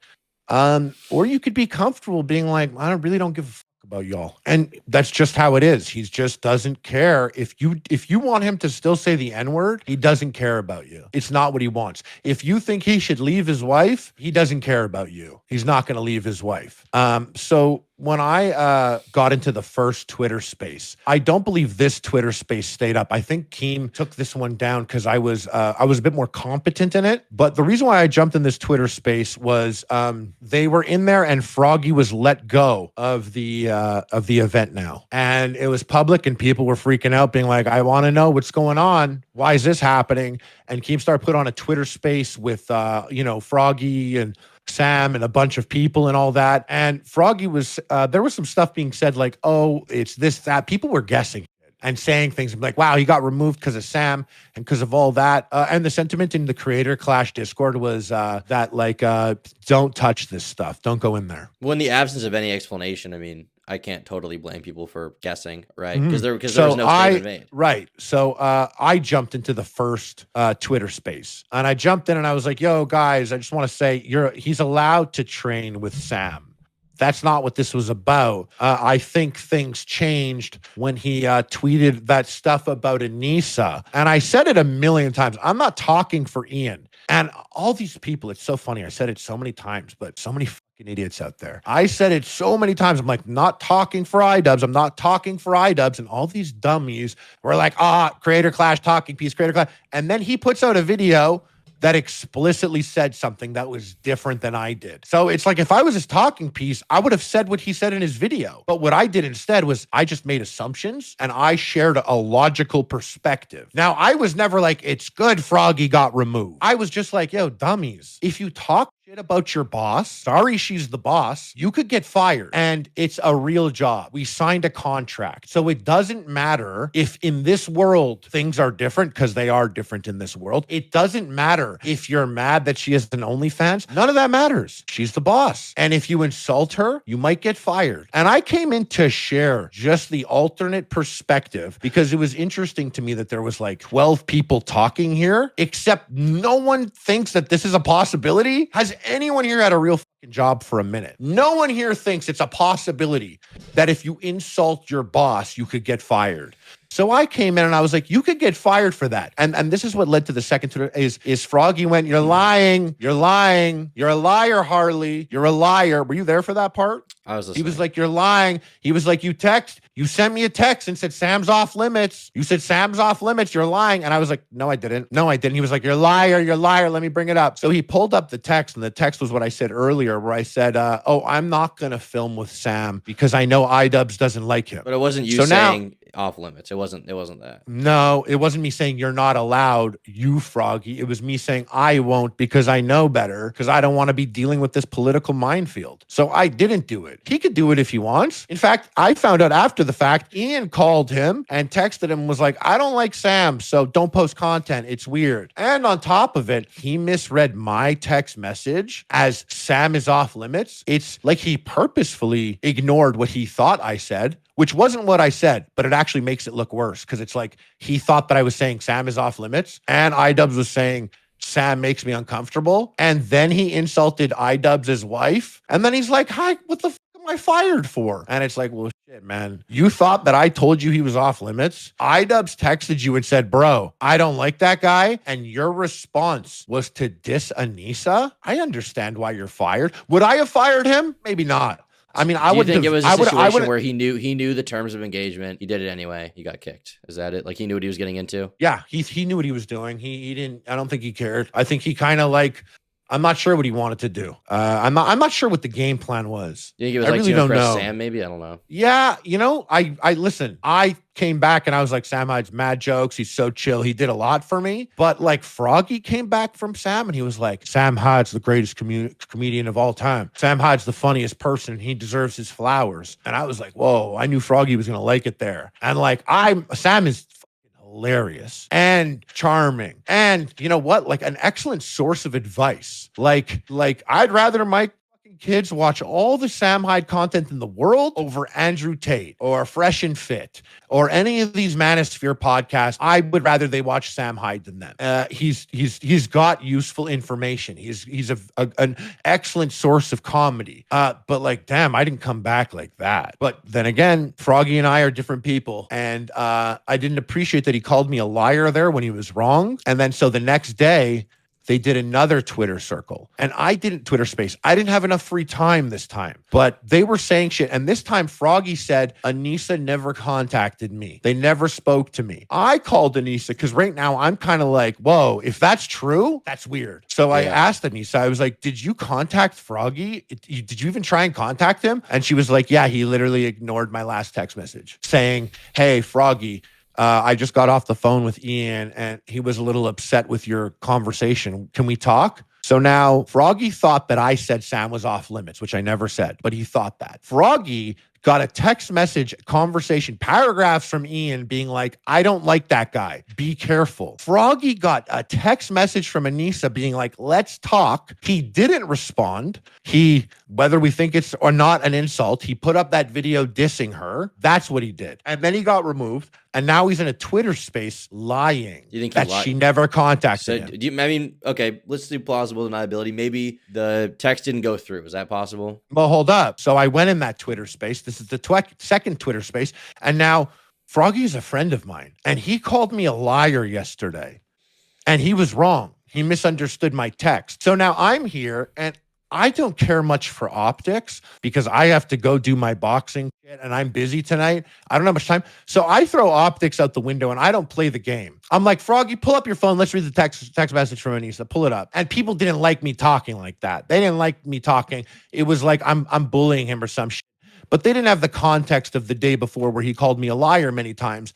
And I thought that, and I was like, I felt bad about that because we were friends. Why is he calling me a liar? I felt like he had done me dirty. And now here he was lying, trying to run into the ground, one, a charity event that is, I'm boxing for MS, and MS is important to me. I have people close to me that were affected by MS. Secondly, with my ego, because let's be honest, I have ego here. I'm biased for the event because I'm the co-main event. So I don't want the event to be shit because it's raising charity and because I'm part of the event and I'm working hard for it. And not only that, but what for you, when you got a warning from me, even though you didn't, but you thought it was, a warning from Ian and a warning from Anissa, and you still insulted your boss, and now you're here being like, I don't know why it happened. So I came out and I was like, nah, bro, pull up your text message. And he was like, Anissa never text messaged me. And I was like, what do you mean? He was like, oh, you mean she text messaged the group, which is me and my wife. If I said to you, hey, Tom, when was the last time I text messaged you? But I never texted you. I texted you and your girlfriend in a thread. You would assume that I meant that message, right? Yes. Yeah. He was kind of playing stupid. He was like, oh, you mean the thread? I had no patience for that whole game. And like, he called me a liar yesterday. So and I'm like, hey, do you think he was just being facetious to drum? He was playing dumb. Drama? He was playing dumb. So when he pulled it up, it's not like what you said. He pulled it up and he read it on the stream. He read it there on the Twitter space. Okay. He said he got the text and he ignored it. And I said right there, I said, so Froggy, you thought that I said don't work with Sam. Ian said that he's uncomfortable. And Anissa tried to reach out and you ignored her. Bro, you know why you got fired. And everyone here, shut the fuck up. You all want to make content. Like, shut up. Like, you literally all want to make content. I'm the only person in here going against the grain. What did you think about? Because I'll bring this up again because I think we talked about it a few minutes ago, but we kind of moved past it. In the space, I believe Froggy said something to the effect of like, well, he found out he was kicked and then he started tweeting shit, and then it like officially like was processed or whatever, and he got the email or whatever saying he was kicked and he should sign an NDA or whatever. Was he? I don't know. Do you think that the initial reason for him being kicked was because of hanging out with Sam, or was it the insults towards Anissa? Or do you think that the insults just happened after the fact and that just kind of added fuel to the fire? I could sit here and we could really try and decide that. The truth is, and like, it doesn't matter if I would do it or you would do it. Insulting your boss publicly on Twitter and ignoring their attempts to communicate is enough to get fired. That's real world shit. I don't care what any says in your chat. If you have a real job, please go insult your boss on Twitter, you idiot. Let's see what happens. Okay. I promise you. Yeah. I promise all these guys go. Let's that's so we could really try and decide it. And I'll tell you, I wouldn't have handled it the same way, but it's not my event. All I'm saying is I get it. I totally get it. And I think you're lying if you can't get that. If you can't grasp that, you're lying. I think that because my opinion is Froggy didn't do anything wrong, but it's not shocking he got kicked. I don't think he's a bad dude. I'm honestly, I've seen people say wild shit about him. This bitch on Twitch named Denims who said he was like a Nazi. She said he was kicked for Nazi. That's not the case. I saw that. I don't know why that person's lying about that. Maybe they just don't know what's I going saw on. that. You shouldn't call people Nazis when you don't have substantial proof that they're, Nazis or whatever. People, if someone called me a Nazi, like, you can't because I'm Jewish, right? Like, why would a Jew be a Nazi? But they have that saying where, what the saying is exactly, if you're sitting at a table with 10 Nazis, there's 11 Nazis at a table. And that's like a saying, that's how it goes. That's how some people will see it. So by me associating with Sam, a guy who allegedly donated money to a Nazi website, I knew how this would be perceived to people. I have lots of friends in the Hollywood bubble, and like, they weren't about that. They didn't like that. I have content creators that I have good relationships that probably won't do videos with me because I did a video with him. But you were fine with that. I understood the risk. I get it. So for this to happen and then Froggy to act like he didn't understand the risk, that's playing the game. That's just playing the game. And everyone that buys that, they're just a fucking mark. And like, I like to think that I'm truthfully, a functioning adult that is able to look at things and say, and I never said he deserves it, he should have got, that's what happened. I'm just like, I get it. How could you sit here and pretend like you don't? And the shit that people say are the ugliest copes. I'm like, sorry, like, she's the boss. And they're like, it's not a real job. But it is. We signed a contract. And I'll tell you, the way that contract works, that contract is one of the worst contracts I've ever signed in my life. I'm not allowed to talk about the contract, but I mean, they didn't sue him, so I'm going to assume they're not going to sue me. That contract was not a good contract. That contract is not good for a creator. It was good for the promotion. And I showed it to my boxing coach, and he was like, that's a boxing contract. And I showed it to my entertainment lawyer, and he was like, this is trash. Don't sign this. And so I went on I called up Idubbbbz, and I was like, yo, what's this thing? Like, this contract is not. And Idubbbbz was like, hey man, I get it. If you don't want to sign it, that's fine. Don't sign it. We got other fights, And I'm like, yeah, but the way this could be perceived, it might be. And he was like, listen, I would never do that. I would never do that. What you think I might do there. That's not who I am. And I was like, okay, I signed the contract. Now, the way the contract works is I could get fired technically if my mom went on Twitter and said some. The contract says basically you're responsible for the behavior of the people you associate with publicly. That's in the contract. Who would enforce that? Maybe not a lot of people. If I were dealing with the YouTube community, which I know is not a real life community, it's not the epitome of actual real life professionalism. Yeah, I'm going to operate like that. But technically, that's literally what the contract says. You could get fired for the behavior of people you publicly associate with. So the second he did something with Sam, on top of it all, he's responsible for what Sam says. That's there. Now, another part of the contract is you are not given any money unless you get to your fight and finish your fight. So you're given $25,000 as a training amount to pay for the year for your training. I didn't get that up front. So I paid my coach. I bought all my meals. I did all my nutrition, my gym membership, everything. I paid for all that. And I waited for a couple months after Creator Clash 1, and I got the money and I was able to pay that. But I had to front that. Now, when I was fronting all that, if I broke my thumbs before my match, I don't get my $25K. I get $0. Froggy was given some up front though, yeah. He was given his money up front because I guess money issues. So he asked for money up front, so they gave it to him. Now, the second he was in breach of contract, the contract allows them to take the money back, take it back. Through legal action. Yeah, they were never going to do that. If that were to happen, I would have literally called up Anissa and Ian and been like, yo, no, please. You literally cannot sue this guy. So in the video, Ian says he never intended to sue him. And then afterwards, you probably saw Froggy put out this tweet that was like, this is the letter I got. It implies obviously he's never action. Received. Have you ever received a lawyer's letter? Unfortunately, yes. Yeah, they are not friendly. They are explicitly worded to not expose Creator Clash to anything. Now, I would imagine the reason why that letter is sent out is because, let's say I broke both my thumbs before my fight, I would be like, I want my $15K.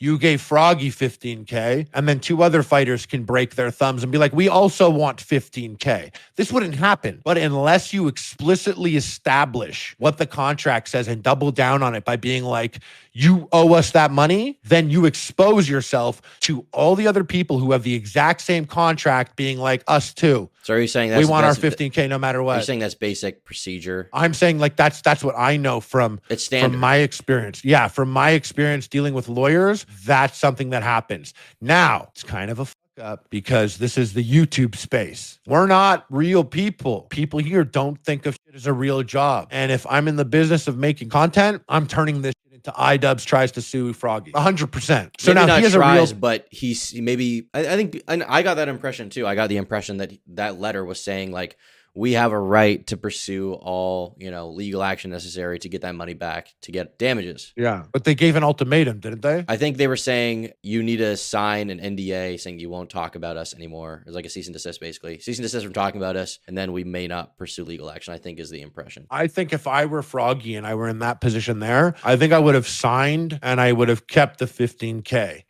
He called a bluff, which is great. And you know what? Behind the scenes, 100% I would have backed him. I would have called up Ian and been like, there's no way you're suing this guy. Yeah. But I didn't even have to ask Ian that. I already knew Ian wouldn't do that because of my experiences with Ian when I didn't want to sign the contract at first because I thought it was harsh. And he was like, I'll never do that. I believed him. So Froggy called the bluff. Ian was never going to sue him. But still, if I were Froggy, I would have signed the NDA. I would have taken the 15K and I would have just been like, whatever. It's a charity event. What am I going to do? Bash the charity event? I got to learn how to box over the last year. I got 15K and I got to insult her on Twitter like I wanted. So now I got 15K and I signed this and I don't have to worry about getting sued. But instead he kept the 15K and chose to bash the charity event. And I just would have been different about that. I would have done that differently, but he is him and that's fine. So well, what's your impression of Froggy after the fact then? Do you consider yourself his friend? Are you, I don't know, miffed Froggy about was that very situation? funny. I was dissing him and putting up some stuff because what happened was after that second Twitter space, I like I said, I didn't care about optics. And when Froggy read out the fact that he did ignore Anissa's text, so he knew why he got let go, he was fully aware. I was like, all right, guys, peace. And I left. Because what am I going to sit here for, bro? The guy fucking knows why he got fired. It's so obvious. I can't sit here and talk to all these people that literally only hate Anissa and are mad that Idubbbbz doesn't say the N-word. That's what this comes down to. That's literally what this comes down to. And there's just no talking to those people. And like I left because I had shit to do. But then when I saw my Twitter after that, there was so much heat. I was like, okay, man, you know what? Like, I'm going to double down on this because creator clash is happening. My channel doesn't get views already. So fuck these idiots in my Twitter mentions. Like I even see your chat. I do think a lot of these people are stupid because like, they'll say a Jew joke or they'll be like, you have no idea what you're talking about, but there's no substance to what they're saying. I will say a lot of them I am seeing a lot of blind stuff. Some of them are saying he never bashed the event. He definitely did. I mean, bash the event interviews I saw. Like he went to, on Brandon's channel, he said that it was he was like, this event's all about these OnlyFans girls or whatever. It's like all about OnlyFans girl. That's what he said about Creator Clash. And, he definitely was, after the fact he was talking about, he was like, oh, well, they did this with, Dad. They said he wasn't, that good at fighting. Like he was talking about like behind the scenes kind of drama and stuff. I would say he did bash the event. I don't really, once again, I don't like Ian, but I think that after seeing everything unfurl more, seeing more details, hearing your perspective, and after seeing Ian's video even, right, I get more why he did that. And I think that I don't really blame them for kicking him from the event. Honestly, I don't. I think like I get why people are mad, but I also don't really blame. I get why people are mad also, but like I can't like I'm sorry. Like I'm sorry that makes you mad. That he changed and this is what he does now. I'm sorry, but it's a good look. And even if you don't agree, if you don't think it's an evolution for him, I think it's an evolution for him. And he's happier this way. And he doesn't care to appease a guy in your chat whose name is N-word. No one cares about that guy. And that is true. No one will care about that guy. And no one will care about those people. And I think they know that. And I get it. I've been at places in my life where I didn't want people to grow and change without me. And I liked my content how it was. I liked watching things how they were.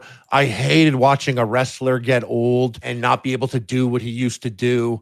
I used to hate when, like, you know, someone's comedy wasn't as hardcore as it used to be. But I look back now and I'm older and I'm like, bro, you dissed his wife. So he let you go. And to everyone that doesn't get that, you're lying to yourself or you're stupid. And maybe, and this comes from me. I listen, I would have never banned Kanye for his shit. I would have never taken Andrew Tate off Twitter for the things that he does or anything like that. That's how I operate. I'm the guy who I've been in mainstream. I've had a TV show or I've appeared on the Disney Channel and I'll drive down and I'll spend 2 weeks with Sam Hyde. That's who I am. And I do both. So I don't know. I don't know how to tell you guys that you shouldn't be so mad that someone is changing. You could still be you. No one's going to stop you from saying the N-word. And I know there's other content out there that is fucked up and that you can enjoy. The thing is, people really tried to act like they were going to be canceling their shit and they weren't going to be there. But I don't think they were ever going to watch it. I mean, I think, you know, they were saving up money for Fish Tank. When like my Twitter, like I said, if you insult me in a good way and I find it funny, I'll follow you. So I followed a lot of people that, you know, said funny Jew jokes to me. I'll follow them. And the people that insulted me for all this Idubbbbz have all been tweeting about Fish Tank since. So it's like, you were never going to buy the pay-per-view. You hate Idubbbbz. You hate Anissa. This has nothing. Froggy was a mere vessel for you to have a reason to hate on Idubbbbz and to hate on Creator Clash. And, you know, since all that happened, like, I spoke to Froggy and I would absolutely see Froggy in person. But like, I get why, like, I don't back it. I don't, because Froggy's not a Nazi, but he has to know why the domino effect leads him to people saying that. I wouldn't be surprised about it. You know what I mean? And it's not right. He's not a Nazi. He's not. But I know why people would say that. If someone said that about me, I'd be like, oh, I'm not. But I know why that happened. So I don't know why people act blind to things. Just because you want to be right or just because you want to hate on someone, do it. But you can't act stupid about certain things. And I jumped into the Twitter spaces because I was still boxing at this event. And I didn't like people just getting mad about it because this guy said something silly and got fired. So I jumped in there too. But I never spoke for Ian. And I never spoke for Anissa. And that was proven when Ian put out his video and he was like, he got fired for Sam Hyde. Because I was like, no, he didn't. No, he didn't. So if I was talking for Ian, then I would have said that. Yeah. But I wasn't. Is what Ian and you know, specifically said the reason was. And people kept saying to me, they're like, can you stop repeating that you're not talking for anyone else? People kept saying that, like, we get it. You're not talking for anyone else. Yet when all this was said and done, they were all acting like I was Ian's mouthpiece. But it was like, you fucking idiots. I tried to repeat a dozen times. I'm not talking for anyone else. Yeah. But when it all came out, that's what ended up happening. Your chat's so dumb. I'm so sorry. No, I'm so sorry. I get it. I'm frustrated myself. Oh, low 10 actually. This guy's videos. I watch his videos and he's been nice to you. He's been saying that he likes your takes in here. He's been I just saw him just now. People are surprised about Harley monologuing. You've never watched PK. Yeah, it's a podcast. I go on a lot and I'm said to interrupt a lot. Listen, I think reading the chat right here is a little important because for 20 and a YouTuber, you have a very normal brain. I'm surprised you're 20, even watching your videos. I have a normal brain. What do you mean by that? Like, I mean, you're like I just thought you were older. Having watched your videos and coming here to talk to you, I thought you were older. For 20, like, think about it, bro. Your peers are watching Fresh and Fit and they're Sneeko fans and they like Andrew Tate. You know, it's not, I think a lot of their doesn't seem to be your energy. Are younger than you think. But yeah, I mean, maybe some of those people, I don't, you know, I get why Fresh and Fit are popular. I get why Tate's popular. I'm not huge fans of them, especially Fresh and Fit. My biggest issue with them is not necessarily even what they have to say on its face. It's just the hypocrisy of it, I guess, just to go on a little tangent. Because they're like pro free speech, as I'm sure you know. They're very pro free speech, they claim to be. And then they had a big controversy where they were DMCAing people who were critical of them. Yeah, I remember. And Tim Pool confronted them, and Myron had no answer. Myron had absolutely no answer on it. And I won't speak to maybe how that maybe how his time as a federal agent informed him of how to maybe silence people and take them off the air, stuff like that. Whatever that mentality he may have. But it just like, it's upsetting when I see people like that. And Sneeko, who I used to be a fan of and became super popular, obviously off the streaming stuff. And then, I see all these right-wing dudes. And, when I was younger, I was more political. I was more right-wing. I'm kind of indifferent now, but it is frustrating, I will say, to see these guys get super popular who, like, ostensibly are right-wing and voice this opinion. And then they are obviously just such frauds. Like, all the alpha males are cucks.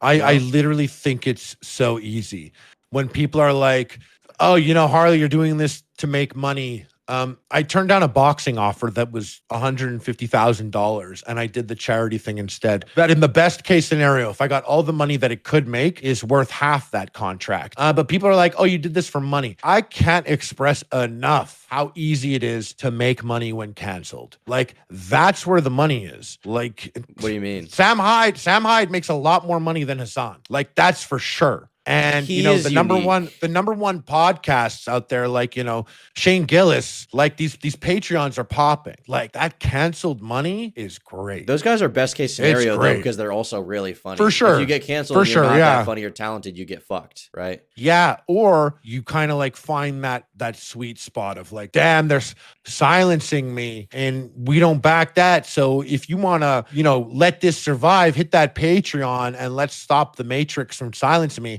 Like, that type of thing can prove to be better than YouTube monetization when you're not really getting ads or when you're not getting monetized because you have girls on, you're calling 16 of them sluts.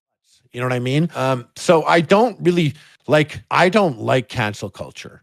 You can see it when you go and you see the people I interact with on Twitter. There's a lot of creators in my space that are like, I would never talk to those people, or I would never get into a Twitter space with Keemstar. I don't move like that. And I'm going to speak my mind. And my business partners are like, please don't fight these guys. And I'm like, nah, bro, I got to fucking tell them how I think. This is bullshit. Froggy knows why he got fired. Everyone here's mad because they're mad at Anissa and mad that Idubbbbz is changing. And I just got to go and just tell them that it's another perspective. My up was not caring about the optics. I just kind of assumed everyone heard the Twitter space the night before where Froggy called me a liar many times. And I went in there and it was, I came in a little hot. I was definitely a little cringy. I definitely, was passionate in that moment. And that's because the event was important to me for the MS. And if I'll be honest, like ego also, I'm co-maining it. I don't want people to hate the event because this guy did a thing and got fired. So I definitely went all out there. But shit, I leaned into it when I went on Twitter. And that's because, you know what? Like, I watch all these commentary channels. I'll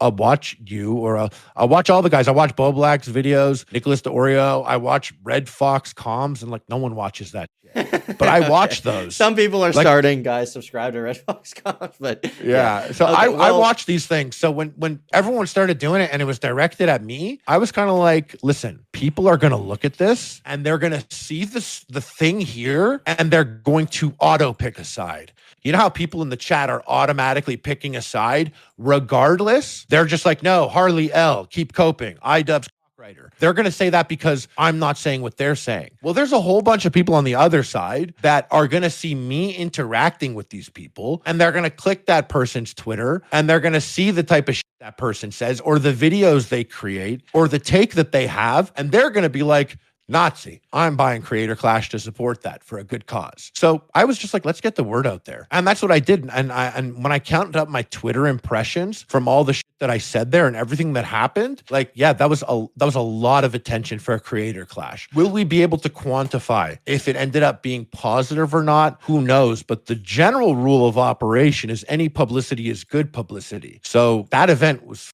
fucking packed. And I know people don't like admitting it, but it truly was. If you look it back, pause it. You're not going to see groups of empty seats. And I just left the KSI fight, and that had packs of empty seats. Yeah. Well, one thing I've learned, I think, through commentary stuff, and the chat is somewhat reflective of this right now. And listen, I like you guys. Thank you for the donos, pay piggies, but you guys got to chill a little bit. One thing I've learned is that aesthetics are super important to making an argument or saying something. The way you say something is way more important than the actual content of it. And so I think I forgot that. Yeah. And it's easy to forget. And sometimes it's also fun. It's a lot of fun to throw that out the window. I was personal there. I never get personal, but I got personal there to Froggy specifically because the day before he called me a liar, and it was because, and he read the chat wrong. He read the text wrong, but he called me a liar many times. And I was offended by that. And now it's the next day and he's blatantly lying. He's trying to ruin the event and he's the liar. So it wasn't me coming on and thinking about my optics to fucking Tommy weirdo dude. Yeah, it's not me thinking about how he's going to perceive it. I'm coming here and I'm annoyed with a friend of mine. So it wasn't about my optics. I was genuinely bothered with him. And since then, Froggy and I have connected. And you know, I talked to Sam, and you know, Sam was kind enough to invite me to do something with Fish Tank, like an epic meal, and I was very down. I watch a lot of Fish Tank, and I know it's still a political minefield, but I'll film with who I want to film with, and I'm not under a contract currently. And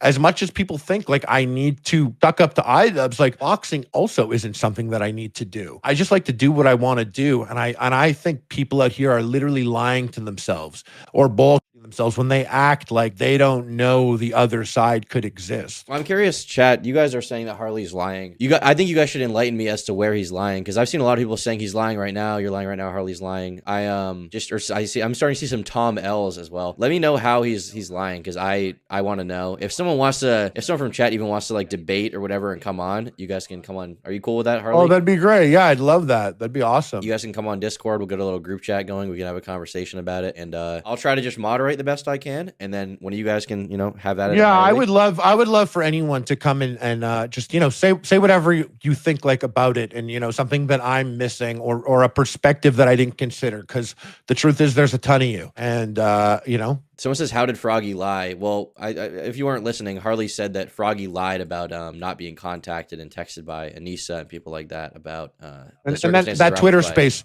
I forced him to read the text out, but the way I did it was, I listened to it back. Even when I got off, my girlfriend was there. She was like, she's like, you sounded really cringe. I was like, no, I didn't. She was like, you did. I was like, fuck. That's literally what happened right after. I was like, fuck. She was like, yeah. I was like, what do you want? I was mad. Like, I was literally mad. She was like, then you shouldn't have gone on. And I was like, I don't have that. All right. Well, I wonder what Harley thinks of Anissa saying Ian, how he wants to be put on the internet has changed. Has he changed much in real life? Has Ian changed in real life? I think that's what that says. Let me tell you something about Ian. Ian made a video about me where he was like, at the end, he was like, I'm Harley from Epic Mealtime. I'm gay. And I have that second clip. My dad sent me that clip with ha ha ha ha ha in all caps. My dad came across that first, and I thought that was fucking hilarious. I liked it.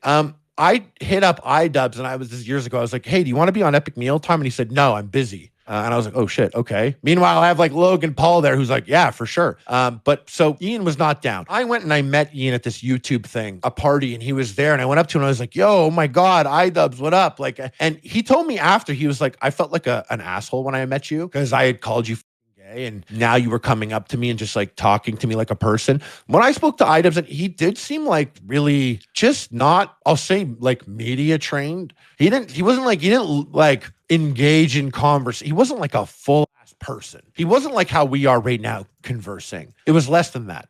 Talking to him now, like, this is a very different guy. I mean, who grows up at like 30? Not many people, but he waited until 30 to grow up. He's a different guy talking to him. He's a whole ass person. He wasn't before that. Like, I mean, do I know if he like says the N-word at home by himself with his, I doubt it, but he could, I don't know. But he definitely does not, he doesn't say shit like that anymore. He doesn't move like that anymore. He had shared interactions with fans where they came up to him and they assumed that he would hate them because of who they were or what they looked like.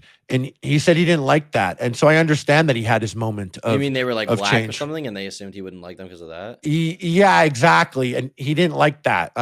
That's how he was assumed to be perceived. Yeah. And I mean, listen, before I did Epic Mealtime, like a whole other lifetime ago, I was a high school teacher. I get it. So I get when people grow up.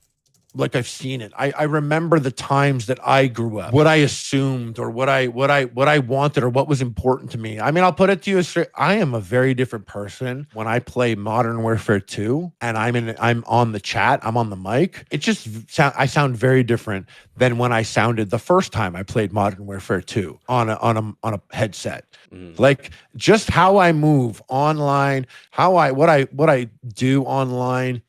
It's different, but I'll still go to the fighter and the kid subreddit and be like, fuck, if this isn't the funniest shit. Damn. And I sit there, I'm like, maybe I like it because I feel bad. This guy's literally being bullied, but everyone here is super funny. I think I give a lot of leniency when you're funny. And the thing is, and I've said this about, Sam's fans before, Sam Hyde is a very funny guy. He's allowed to make the jokes that he makes because he's very funny. His fans, when they want to be like him, they're not funny. 99.9% of the time, they're not funny. The only time I ever called Sam with something, because I would never call Sam and be like, you shouldn't say that. You shouldn't say that. I did before Idubbbbz made his video, and Idubbbbz never said anything to me or anything at all. But I called Sam and I was like, yo, you're a super smart guy and you know what's up. And, you're like, you got like big time people like Mudahar in front of like 5,000 people in a Twitter space being like, so who are you, Sam Hyde? And you have this moment where you get to have everyone's ears. Why did you say the stuff about Anissa? And I was like, I'm not trying to be away. You have your hustle. I'm not trying to ever tell you to anything. I'm like, I know you're mad smart. And was this like a passionate thing, or was this like what? I just want to understand. And he was like, hey man, you got a boxing match coming up, so you focus on that. And I was like, all right, coach. And I never followed up to ask him again. But I was worried for him when he said that, because I see people that are mainstream or whatever, and they'll be like, man, what's up with the fucking Sam shit, that fucking Nazi? And I'm like, dude, he knows I'm Jewish. He like literally brought me to his house. He's not a Nazi bringing a Jew to the house. It's not that. The guy's got a hustle. He's got a bit. But then when he says other things, that's when I hit him up and I'm like, yo, I still tell people it's a bit. This is harder for me to say it's a bit. And I want to hit him up because I want people to watch Sam. And I like Sam. And I felt like that the traditional normie community is not going to take well to this. And then he ended up on like Philip DeFranco and stuff like that, and all these other channels. They didn't talk about the good stuff that he was doing or the advice that he'll give to some of his fans that desperately need advice. They just took the bad again, and that's what they'll do to him. Well, of course, because in isolation, I mean, no matter what good he does, that stuff to a lot of people, that does kind of write him off, right? Yeah, and I don't know. It's great in a sense because it doesn't matter again, because he's doing Fish Tank now, and Fish Tank exists even if, the normie community doesn't back it. So it's okay. He's okay. And he makes good money, so that's fine. But I was concerned for him there. So here I am trying to like manage the creator clash aspect, and everyone's like, you fucking betrayed Sam, you Jew, you fucking Judas, you betrayed him. Yeah. And you betrayed Froggy. And I'm like, shut the fuck up. I'm texting both of them, fucking idiots. And I'm also concerned because I'm like, dude, you can't. I don't know if I'm going to be able to spin this positively for you, but that's okay because Sam's fine. He's this guy's like, he does it. Like, he puts his work in. The guy's got ambition. The guy's got drive.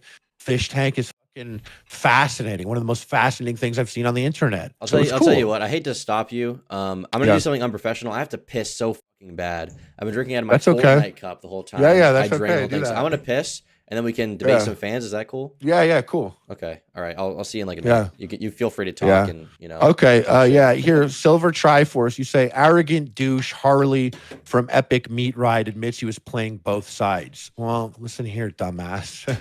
I actually don't play any side but my own. I like to take this in and just look at it and be like, I understand where this person's coming from, and I understand where this person's coming from. And if you weren't such a dumbass, you'll understand that sometimes agreeing with someone isn't dick riding. And you probably need to hear this too, dummy. Since he's not here, I could just fuck you all up.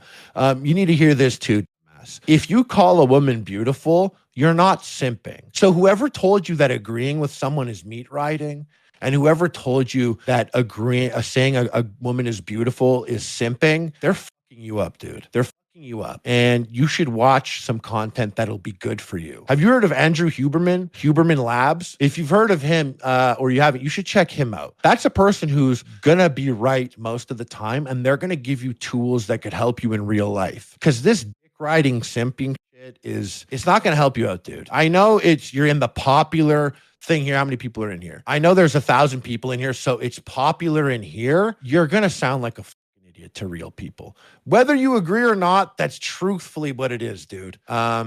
That's what it is. Like, I'm trying to help you out here. I got no hate to you. You're going to sound like a fucking idiot. And you, Wogo, you put the Jewish star. I'm sorry, I'm Jewish.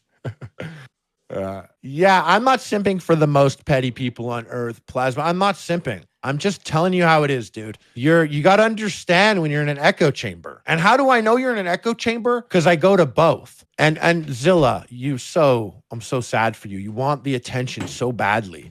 The amount of times you've typed the most in the chat. I got to give you some love right now. You've engaged a lot, and I respect that you've engaged a lot, but you need the attention so much. I'm not sure if you got friends in real life, but you should get a good group thread going. Get some of your best friends in a text thread and spend some time interacting with them. Because I know you want the attention here, but it's like, as someone who's been a teacher before, you're like that loud fucking idiot kid in class that the girls aren't laughing at, the guys don't like, and like the teacher would put you in the corner and ignore you. So at a certain point, you're going to start hurting yourself. And that's what you're doing now, is you're hurting yourself for attention. All right. And mad respect to Shadow Humor, because if you're going to say all that bullshit, at least you're paying. So shout out to you, buddy. Thank you for the money, Shadow Hunter, or Shadow Humor. All right. We've got one fan over here on Discord now named Satius who donated, and I think he wants to. Oh, shout out. Yeah, I know him. I was supposed to talk to him anyways. So. Oh, were you? Okay, cool. All right. Well, I think so, unless I'm wrong. I made the group chat, so I think I'll call it, and then you can join that one, and then we'll talk to him real quick. Okay. Yo. My quick question was, so when Idubbbbz was So when Idubbbbz was questioning Froggy Fresh, texting him back and forth, there was some miscommunication. Froggy Fresh was very direct, saying, "Hey, if you're going to ban me, just say straight up, you're going to ban me. Like, we shouldn't have to play this back and forth. Just telling me it's not okay to talk to Sam Hyde. Just be upfront with me." Why wasn't Idubbbbz? Because then Froggy Fresh could pretty much just like abstain like any person and say, "Hey, you didn't tell me straight up." Yeah. Let me pull up that Twitter, because I remembered looking at that, and I thought it was such a funny conversation that they were having. It was like Ian being like, "This guy dissed my wife," and he was like, "So you don't like him? Hold on. Okay, here we go. I only have this one here. It's that Carlos one. Where's all of them? How do I get all of them? All those. Remember the text? He posted the text thread. They have the full text thread. Oh, I have those actually. I can send them to you right now. Yeah, please. Here we go.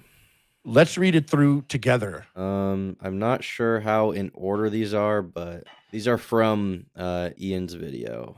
Here we go. 1, 2. I think spurging. The people say that I spurge. I always think that's a major projection. Okay, here we go. Oh yeah, this is 452. That one. This is earlier. This looks like the first one here. Okay, it looks like the second one is the first one. Idubbbbz said, "Hey, dude, I just want to clarify that I'm not mad at you. I just want this event to go well, and part of that is trying to be proactive about things. I want to find a solution. I really appreciate your friendship, and I don't want to feel like I've upset you." This is Ian, I think, trying to be very diplomatic with this approach. I'm making sure this is the first one. Froggy said, "I don't understand what's going on. Can I not work with Sam Hyde? He's been very nice to me." He doesn't want to just lay out what he wants to put out there. Yeah. So he said, Froggy said, "I don't understand what's wrong. Can I not work with Sam Hyde?" What's so interesting about that text is Froggy gave me shit in the Twitter circle by saying that I told him he couldn't work with Sam Hyde. And now he's saying to Idubbbbz, he's kind of playing like he doesn't know, he doesn't get it. He's like, "What's wrong? I can't work with Sam Hyde," even though he said days before that he thought that I said we couldn't work with Sam Hyde, which I never said. Ian says, "It's a tricky situation. I've personally been hurt by a lot of things he's done. If he's your friend, that's cool. I don't get along with him. I'm afraid of having him associated with the event. There are others in the event that also aren't comfortable with that." If I were Froggy, I get get it now. Nothing else needs to happen in this conversation unless I was not really caring about getting an answer. Do you feel like if your boss said to you, Satius, if your boss was like, hey, dude, I saw you hanging out with that weirdo in front of the shop. He's always here in front of the shop and he's like a weirdo. I don't like that guy and I don't want him around the shop anymore. So if he's your friend, that's cool. I just don't want him hanging around the shop. Like, would you be like, I don't get it? What? He's my friend. Why can't I have him hang around the shop? And then you had me also text you and be like, yo, by the way, what? Sorry? I don't know I can't hear what you said. People keep saying straw man. Do they know what straw man is? I can see that analogy as a whole. Well, it's kind of clear. Like for me, as a full thinking person, I get it. I get it right away. I'm like, oh, okay. He doesn't. If anyone like with a working fucking Sam. microphone wants to come in and talk, please be my guest because I can't deal with this shit.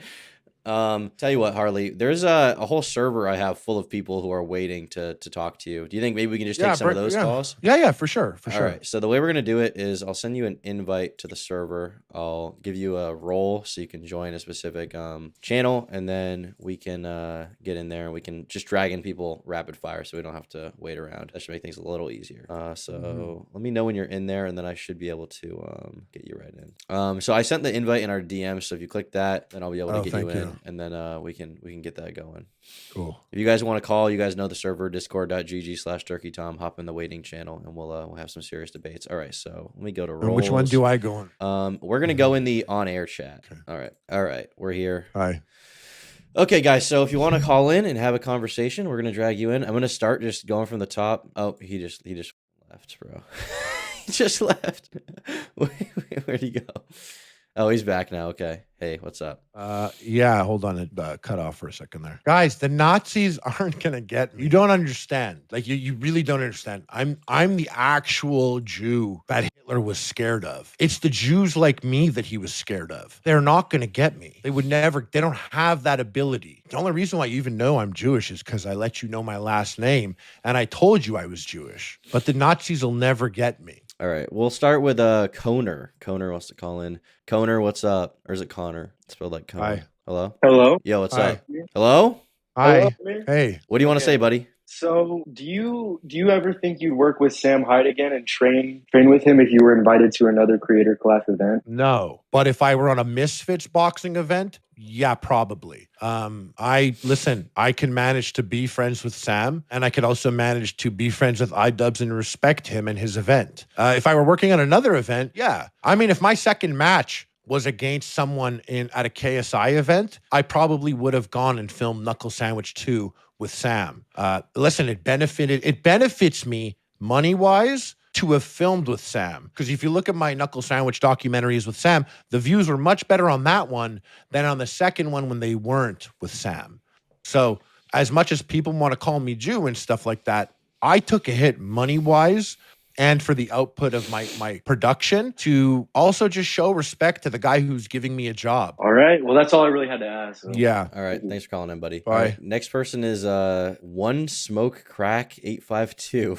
What's up, One Smoke Crack 852? Oh shit! I didn't think I was gonna get fucking dragged into this. Why to does be everyone honest. say that? Everyone, I didn't expect anyone to get. Oh. You're literally in the waiting I'm call fucking gay, I'm to fucking get gay. pulled in. Just left. Okay, a literal duck. You're on the air. What's up? Hi. Oh, What do you want to say, buddy? I don't. Get the fuck out. Okay. APT0128. APT, what's up, buddy? Hi. What's up? What do you want to say? I think this has just started, but I guess I can just join the call later. You can just drag me in later. What do you mean? What are you talking about? You're I here don't now. know. No, Oh, dude, listen, don't do this. Hold on a second, buddy. You have to understand something. Since I've been here, I thought the chat was so fucking dumb. And you cannot be the third person in a row to come in here and be a fucking idiot. Please. You are literally Please. representing the chat now. You cannot all actually be this fucking dumb, because I'll be mad that I ever interacted with any of you guys on Twitter. You are representing everyone now. Please Billions must have rotate. a Billions good must rotate. question. What do you think about politics? I give up. Okay. Asian. You see, can we just say for a second, this was my fear. My fear was that all the people that were talking shit were fucking idiots in real life. And that's how it's playing out now. Please, not you yet. Not you. You're fine so far. All right. I Okay. just want one normal person, because this is playing out exactly how I thought it would. Chuddies, that everyone please would have be a an idiot. conversation. Have someone to say, Really? "What's All up, right, Asian all right. chopsticks?" What's up, man? What so, up? what do you do, bro? Like, I've never heard of you before. What the? I'm a Get the YouTuber. fuck out. Okay, we're talking about Froggy Fresh, motherfucker. This is drama. What do you do? You're I'm sorry, Harley. I These know you wanna guys, talk but to no, me. it's okay. It's okay. I just need some. There's got to be one person, right, guys? We're just gonna get one person who can actually say something. I actually want it because I want to talk to you guys. Hagbard Celine. What's up, Hagbard? What up, Wavy? Crikey. There Hi. we go. What's up, fellas? What do you want to How talk are about? you? I got a couple things that I want to talk about. Cool. Well, essentially, it's just this idea of there's this old Idubbbbz and this new Idubbbbz, and everybody it's basically like a crevice. You can feel it. You know, there's a large gap there. And it's like, what has happened in this massive gap where this guy has changed so much between what he used to be like and what he is now? I think that can be like best pointed at, you know, when we looked at when you called out Froggy Fresh, you came to him and you said, "Hey bro, this is how I see things, and I don't think shit should be like that." And essentially I think that as men, or you know, whatever, it's whatever, but you should be there for your brothers and call them out on their shit so that they know their weakest spots that they can hone and become better at. And Idubbbbz used to be that guy. He used to be the call out guy. And now he can't even go up to people who are talking shit about the people he loved the most and be straight up with them and just say like, yo, you can't be fucking doing that. It's like he used to be the call out guy. I see what you're saying. You're kind of like, why didn't he hit up Froggy and be more direct about it? Like, why wasn't he like, Yeah, like they'd say, you know, you had the Constitution, and he used to be the guy who would make massive explosive videos that would seep into the whole YouTube ecosphere. It's like it's not like he is afraid of making a ripple effect, you know, in the world. Especially if you're talking about the people you love the most. You're talking about your wife, you know, the person who you hold dear. You should be prepared to protect them, especially if you're Ian the made guy known videos. for- Sorry. No, go Yeah, if you're not the guy known for making like explosive videos, like you said, right? Ian made videos about people he didn't like. Well, that was his specialty. Like he didn't like those people. To assume that Ian, I mean, it's so funny for me to sit here and talk about Ian. Like I really know the guy through Creator Clash, and I don't like talking for people anyways. But like what I like deep down, like in my guilty pleasure was if he made like content cops. Like I like that, but not outwardly and publicly. It's a guilty pleasure for me, like the Fighter and the Kid subreddit, which I hate that I keep admitting that I listen to, but I'm also saying like I'm aware it's bullying. It's a guilty pleasure. And the fact that he's grown up, like I'm not gonna hold him to it, but I can't assume that he knows how to navigate a conversation with another YouTuber, because that's a very difficult thing. I've worked with other YouTubers, and you don't know how people will react. You don't know who they are as real people. You know them from little snippets of a video. And I don't think Ian wanted to start beef with Froggy at all. And it seems like I don't Froggy think there was any possibility for beef. You know, if someone's dogging your wife and you just say flat out like, bro, that's the line. Like seriously, don't test me. But we've seen the messages. He didn't really make but a that line those clear. messages happened. Those messages happened before Froggy said the Anissa thing. So Ian wrote all those messages, and Froggy wasn't receptive. And perhaps we could say Ian wasn't direct enough. Yeah. But it was clear that it's a sticky situation for sure. So it's a sticky situation from all those texts. Froggy's aware it's a sticky situation. I told something to Froggy. He took it the wrong way, but I thought that I was saying he can't work with Sam. Now, Ian had all these texts to say it's a sticky situation, and Froggy was not I just receptive. don't feel like it was a sticky situation. I think like it's either clear or it's like I don't think it was unclear. I think it was somewhat transparent, you know, Right. whether or not it was sticky. Right. So it's I not can't clear, let's really say, do right? that. So it's not clear, and let's say it's not sticky. But if you got all those text messages from what Ian had said, would you have chosen for your next move to insult his wife on Twitter? Would that have been your next move? Or It would would- you have it simply expected that to wouldn't- play out badly? Well, one thing that I would say is if my wife, if my partner was Vince McMahon, then I would expect something like that to happen. You know, Vince McMahon is like a big evil guy. That's the promoter of every WWE event. He's a big scary guy. But you know what happens if you do that to Vince when it's not scripted, right? You get fired. If I'm you're not gonna part of the industry, so no, but if you're gonna, I know a lot about wrestling. If you're gonna insult Vince McMahon or Vince McMahon's wife when you're a WWF wrestler, you better be Hulk Hogan. You better be Hulk Hogan. And even then, I don't know if you're gonna get away with that. You see, wrestling's scripted. So if Froggy had texted Ian and been like, yo, I'm going to diss your wife on Twitter to try and get some heat started for the fight, is that cool? That's a lot closer to, what you're describing, because it's a mutually agreed upon angle to create heat for a fight. I think like from a third party perspective, if I saw someone trying to cook and it's only adding fuel to my fire of my charity event, I would think it lucrative to roll with it. I mean, he's not fighting Ian and he's not fighting Ian's wife. So the placement and context of it is irrelevant. It didn't make sense. As much as we want to tie it to the relationship with her and Chris Ray Gun, it truthfully makes no sense. Now, I was fighting John Morrison, and I said some fucked up stuff to John Morrison. Not for 1 second did I ever talk about his wife. And his wife is a wrestler, and she knows the game. She literally wrestles. She used to that shit. But why would I diss his wife? Like, what are we doing? So imagine I just chose, imagine I was about to box, and I chose Wasabi's girlfriend. Imagine I went on Twitter and I started dissing Wasabi's girlfriend. How is that relevant to my match? What the fuck is going on? That's all fair play. He calls, he talks shit about the wife, and that's the end of the line. How about if we brought it back and said, him socializing with Sam Hyde and how he was not upfront with his own messages.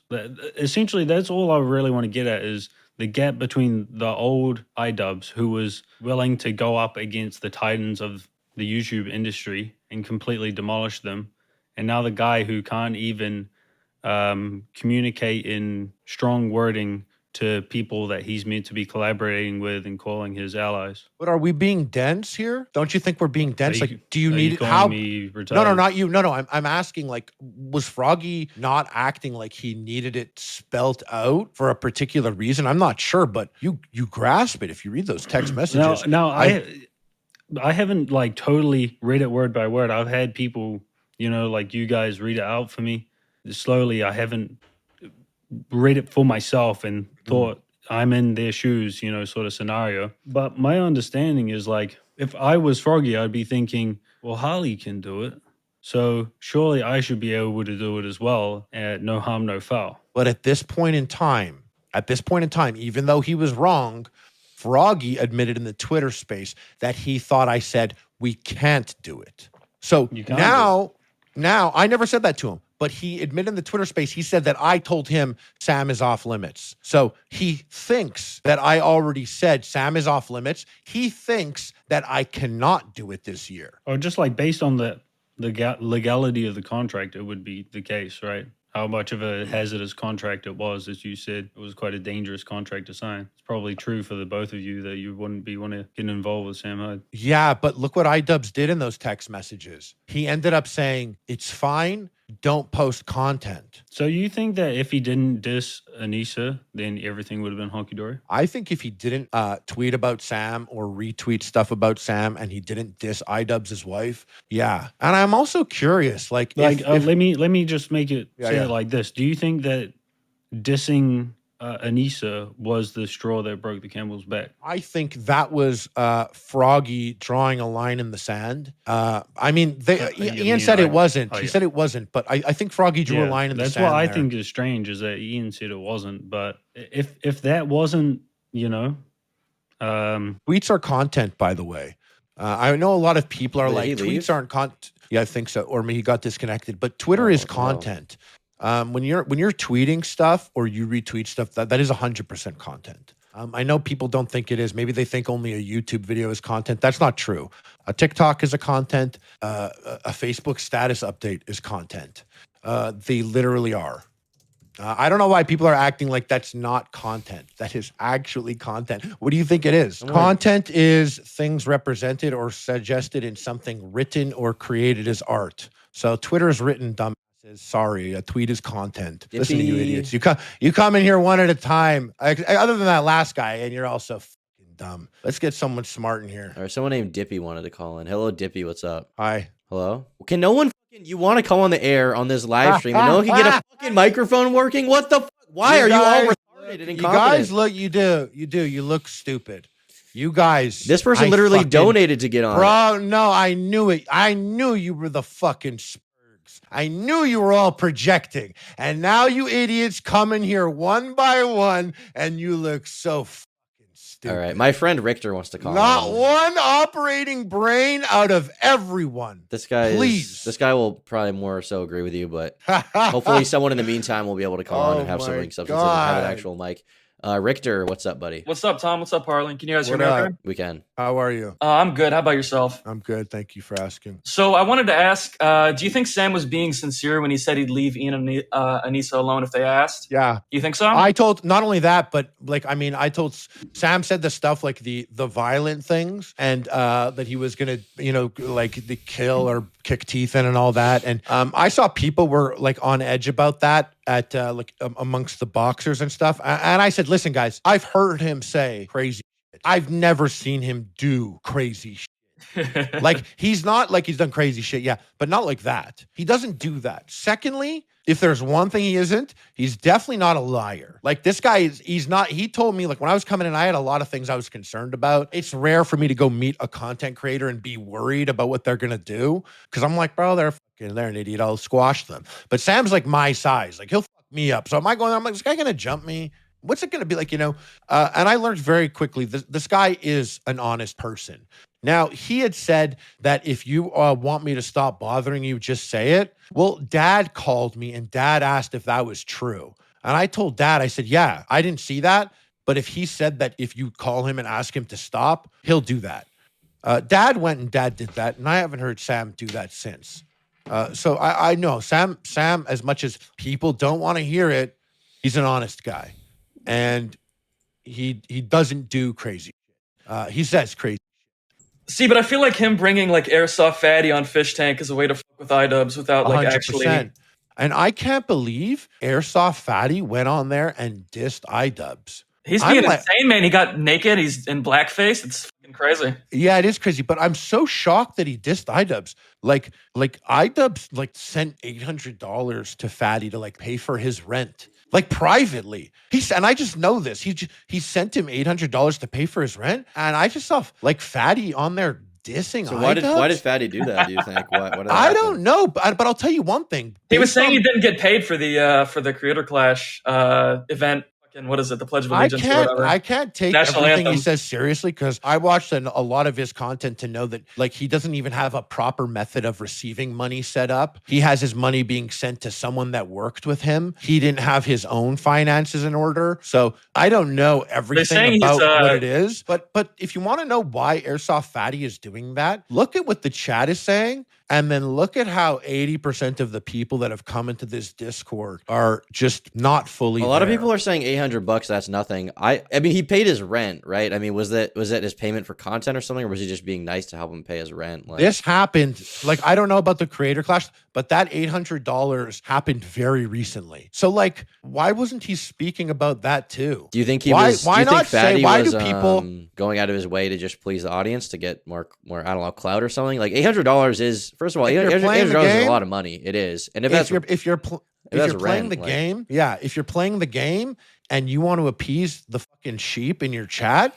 you absolutely do that. What I'm doing right now is I'm not playing the game. I'm 37-year-old man. I'm on here and I'm talking to you. I'm not going to play the game. If I wanted to play the game, I would have uploaded prank videos on my channel in 2016. I would have wrote diss tracks about my brother in 2017. I would have had a kid just to have a family vlog because they get views. I'm here to just offer a perspective. And if you want to purposely be a fucking idiot, then to appease you is a move in the game. And so I think he could have been playing the game because these people, a lot of them are being exposed right now as sheep. They don't have an operating thinking brain. A lot of people in chat and are it's saying, easy to appease them. They're saying, where is $800 rent? I think he lives in fuck nowhere based on the documentary. He lives in Michigan, Bro, in like a even trailer. Even if your rent is $1,500, you don't just give $800 to a random dude. And you're like, that's how you want to cope so hard that you hate Idubbbbz. You're like, huh, what's $800? I bet any of you would suck a dick for $800 in this chat, 100%. Don't act like you would. I could see it. I know it. I'm just saying, you act like 800 isn't a lot because it's Idubbbbz giving it, but you would love $800. When Sam gives a fish buck that's worth however much money, that he's very generous. But when Idubbbbz gives 800 secretly, all of a sudden $800 ain't shit, right? Okay, that's a lie. Richard, is there anything else you want to say? I wanted to ask, like Sam has this thing where he keeps, like every time Ian like publicly acknowledges him, he keeps just asking him to train with him. Why do you think he does that? All right, why does Sam ask to train with Idubbbbz? Yeah, like even though he knows that they're clearly like not cool. Like, does he think that's real, or do you think he's fucking with him? First of all, Sam has an angle in common, and I can only speak I'm only speaking as a viewer of Sam, not someone that's like met him or anything. Sam is like an angle in comedy that I don't think anyone else can execute on. Like, I don't think anyone can go into that fish tank house with that fucking suit on and be Jason Goldstriker and make it work, but he can. He's got this angle in comedy, like the amount of time that he is committed to bits with other creators also wanting to fight them and do all that. Like, we are years deep now. And it got to the point where like, it wasn't funny. And then it kind of got funny again. This is the thing. Like part of me is like, maybe it's like the long play because it gets funny again. But also, Sam has somewhat, I would say, it seems, of a savior complex. When I wasn't working with him physically and I was back at my hotel, he would hit me up on FaceTime and be like, you got to do some squats. And I was like, I'm tired. He was like, I'll do them with you. So now I'm on FaceTime with Sam. We worked out all day and we're squatting together. The guy called me up and we're doing squats. So he really cared. I think he actually does want to help Ian, or thinks he could help Ian in one way or another. But Ian doesn't want any help from him. He doesn't want to interact with him at all. I'm a guy that, you can mend a burned bridge with. I went through a lawsuit with someone sued my mom. I'm cool with that guy now. We're cool. I don't hold a grudge, but I also don't want people to dislike me. And Ian doesn't give a Sam wants to help people. Ian doesn't want his help. But I do think an element of Sam is genuinely like, I could help you. Right. So do you think like generally there's no chance that the two ever like reconcile? No shot. There's no way. Ever. In fact, I think it's like, no disrespect to you. Who gives a fuck, man? These are two fucking adults that you don't know. Who cares if they're friends? Well, there's like a whole like community of people who have like grown up watching these two. Like it's kind of a parasocial thing. Yeah, it's fully a parasocial thing. And once you recognize that, then you can really understand that it doesn't need to happen. It's just the silly thing that we are creating. It's the anime arc we want to happen in our head. But it'd be interesting content, though. It'd be yeah, interesting but content. I don't think he lives for content like that. I don't think so. He wants to do that. You know what I mean? And I totally get it. And like, I mean, as much as like it could be interesting content or whatever, at the end of the day, there's enough content out there. Who fucking cares if these two strangers are friends or not? Who fucking cares? I need it more than you do because I know them. And I'm like, I don't fucking care if they like each other. Why does it affect us? Why do we care? And this is coming from me who like, man, if they liked each other, my life would be easier. I could do Knuckle Sandwich with Sam and be in Creator Clash. I need it more than you do. And even I'm like, who fucking cares? It's like a weird thing to care about because you don't know them. And it's just like if their life was a show. It's not a show. Anissa's his actual wife. That guy said stuff about his real wife. It's not a show. So real life, it's not going to happen. And I totally get why. Who cares if it does? All right, fair enough. That's all the questions I had. Y'all have a good rest of your night. You too, man. Richter. Thanks for calling in. Okay. So far the only people who have been competent was like one person, and then the rest were like YouTube type people. So I'll try to drag in a random person before we drag in another YouTube type person that I know of. Let's start with a normal guy. Listen, normal guy. Normal guy, you're on the air. What's up? Hey, what's going on? What's up? What do you want to Hi. talk about? I had a couple questions, and let me first start off. I will say, just kind of like, I know you're addressing like people being mad, coming at you in a weird way and shit, Harley. Mhm. For me personally, I would say like seeing two middle school lunch table titans, Krispy Kreme and Harley Plays or Epic Mealtime beefing with each other. That was kind of tough. Like it hurt me in my nostalgia bone for sure. Yeah, I feel you. What I did in that Twitter space is not a way you would ever see me act. This is closer to how you'd see me act. I genuinely was talking to a friend that I thought was doing me dirty, and I was personally offended. Nothing that can be said in the chat or in my comments or on tweets ever personally offends me because I don't know those people and I don't care about them. But I know Froggy, and we had a great time together, like not long before that. So when he called me a liar and then he was the one that was lying, how I reacted was definitely emotionally and passionately, and it was kind of cringe. And if I can go back and handle it for the sake of optics, I would do that. But at the time, like that's the most me as a person you would see. That was me feeling like a friend did me dirty. Yeah, you're definitely caught in like a weird spot where, after training with Sam Hyde, I'm sure everyone was like, oh, dude, Harley's like epic racist now. He's like super based. He's got to come out and be like the cool guy who's on our side in this whole thing. And you certainly approached it with some levity, I would say for sure. Yeah, and I never wanted to be like, he deserved that. I was just like, I understand why he is, and he understands why he is. And I don't think I would have done that, but I don't have a wife, so I don't know if I would have done. I don't think so. But yeah, I think Idubbbbz is a bit more, he's a bit more savage with his decisions than I am. He'll be like, I don't like this particular person. And he means it and believes it. And I'm kind of like, well, I don't know. They're nice to me and I'll see what they're all about. I think that's why I made a good teacher. I could see, yeah, he's definitely sort of approaching things from, now there's loads of money involved and stuff, so for sure. One of my questions was, at Creator Clash 1, was Sam Hyde discussed at all as like a no-no topic? Someone might have mentioned this before or talked about this, but just out of curiosity, I guess. There were people that expressed that they didn't want him there. There were people that expressed that I shouldn't have filmed with him, and I defended him there. And I was like, if he, what I asked? I had went up to Ian and I was like, I forgot to mention this earlier. I said, can Sam Hyde, if he does show up at the event, can he walk me to the ring? And Ian was like, no. He fucking insults my wife, dude. And I was like, I'm kind of stupid for asking that. He did, and he does. And I like Sam, but they're fighting. Why would I ask this guy if he could do that? I felt kind of, I felt out of touch in that moment with real life. Because I was like, yeah, why would that happen? I'm like, I did feel goofy. Ian was like, bro, he insults my wife. And I'm like, why am I forgetting that these are real people and these are real things being said? And after being attacked relentlessly by some of the people, the very smart people that called in tonight, I could tell you, like, Anissa's been going through that shit for years, and the same joke too. The same one or two note jokes. I would be honest with you. If someone said something funny, or if I hadn't seen it before, I would point it out.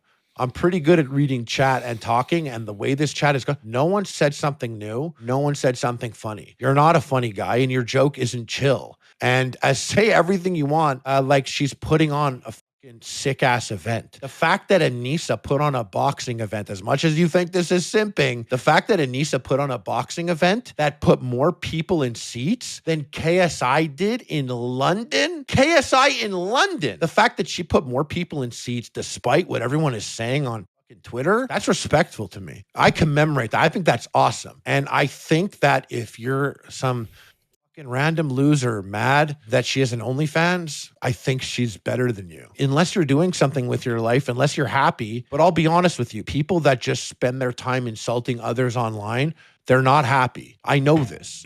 I've never seen a happy person that I've met who spends their time dissing people online. I can see that.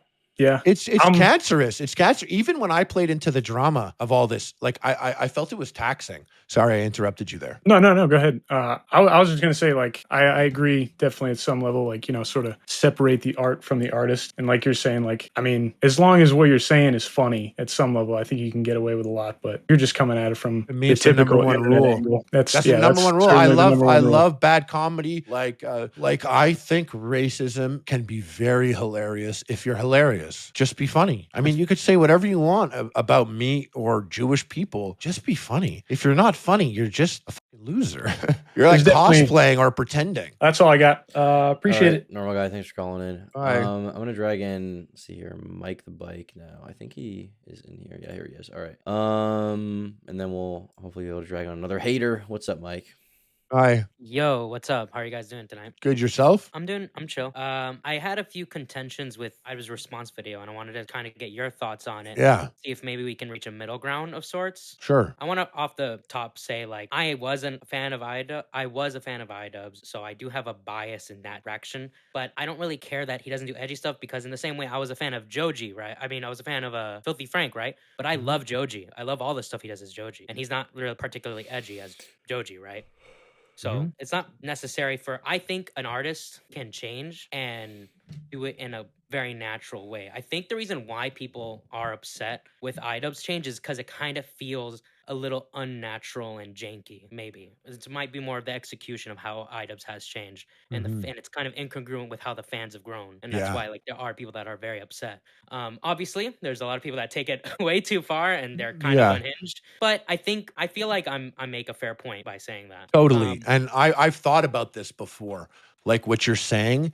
Like I think, first of all, what you've done is you've chosen the one person who I think is the best swerve in content I've ever seen in my life. If there was one person, if I can give you the number one swerve in content, it's Filthy Frank becoming Lana Del Rey for men. His album's great. The music's great. He's fucking talented. And man, I laughed at all of his shit back in the day. I thought Filthy Frank was hilarious. When was the last time you were on his channel? Filthy Frank's channel? Yeah. I haven't watched in a while. He kind of like has this description that covers Filthy Frank in like this diplomatic way that I don't know if that was always how he felt about it. But the description is like, it's basically saying like Filthy Frank's like not anything. And this was all done on purpose as like an experiment, or maybe I'm just regarded, but I always thought that what he wrote there, that was just like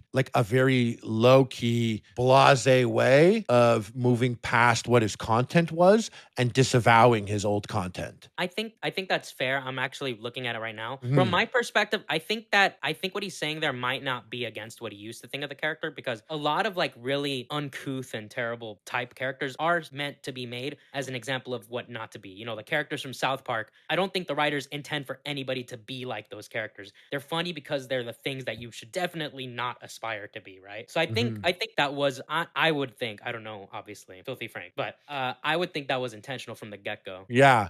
See, I was a big fan of Filthy Frank. I just never thought that like, him putting on a pink suit and throwing noodles around his room was part of like a social experiment. It looked like someone making some silly ass hilarious content.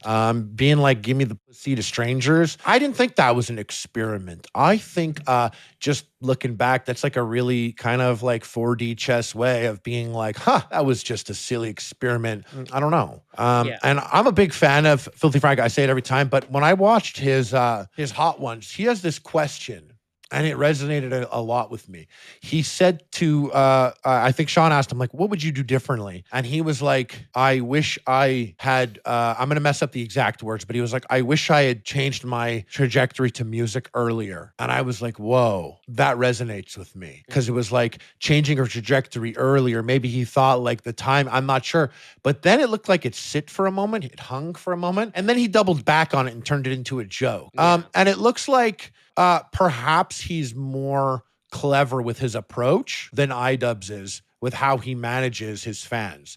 Maybe he's more aware of how hurt the fans would be if he didn't do that and didn't pay the respect. And perhaps maybe Idubbbbz isn't as clever, or maybe he doesn't care. Idubbbbz, if you want Idubbbbz to say the N-word, he for sure doesn't care about you as a fan. He for sure doesn't care if you like him. I know this because, sorry, go. No, yeah, like the whole N-word thing, it's like, I think the reason why people hang on to the N-word thing so much is that message that he gave in the Ten Emojo video, where either all of it's okay or none of it's okay. It stuck with a lot of people because at the end of it, I think it struck a really hard. The thing about people in this like community and in chat is some of them are just edgy like morons, but some of them are like super like hardcore free speech to the point that they think people should be saying these crazy things because just the ability to say it should be promoted. Well, where do you draw the line? That's the hard part. That's what I think the comedy is where you draw the line. Like me, I don't like what's another I mean, I guess Joji is the main example, right? It's like, yeah, I love his edgy stuff, but him changing his stuff doesn't mean that I can't still enjoy the old stuff, and doesn't mean I can't enjoy the new stuff, right? Or like with PewDiePie. PewDiePie had a moment in his career where he was uber edgy, right? But then he kind of chilled out, and like I watch his stuff still, and I enjoy how he's just become a chill channel. PewDiePie made his video, the Jewish thing there, and I got shit on Twitter years ago because I came out and I was like, he doesn't hate Jews. Yeah. He's making a joke. And I remember people being like, nah, bro, shut up. And they were mad at me. It's just like, listen, this isn't the first time that I've disagreed with people.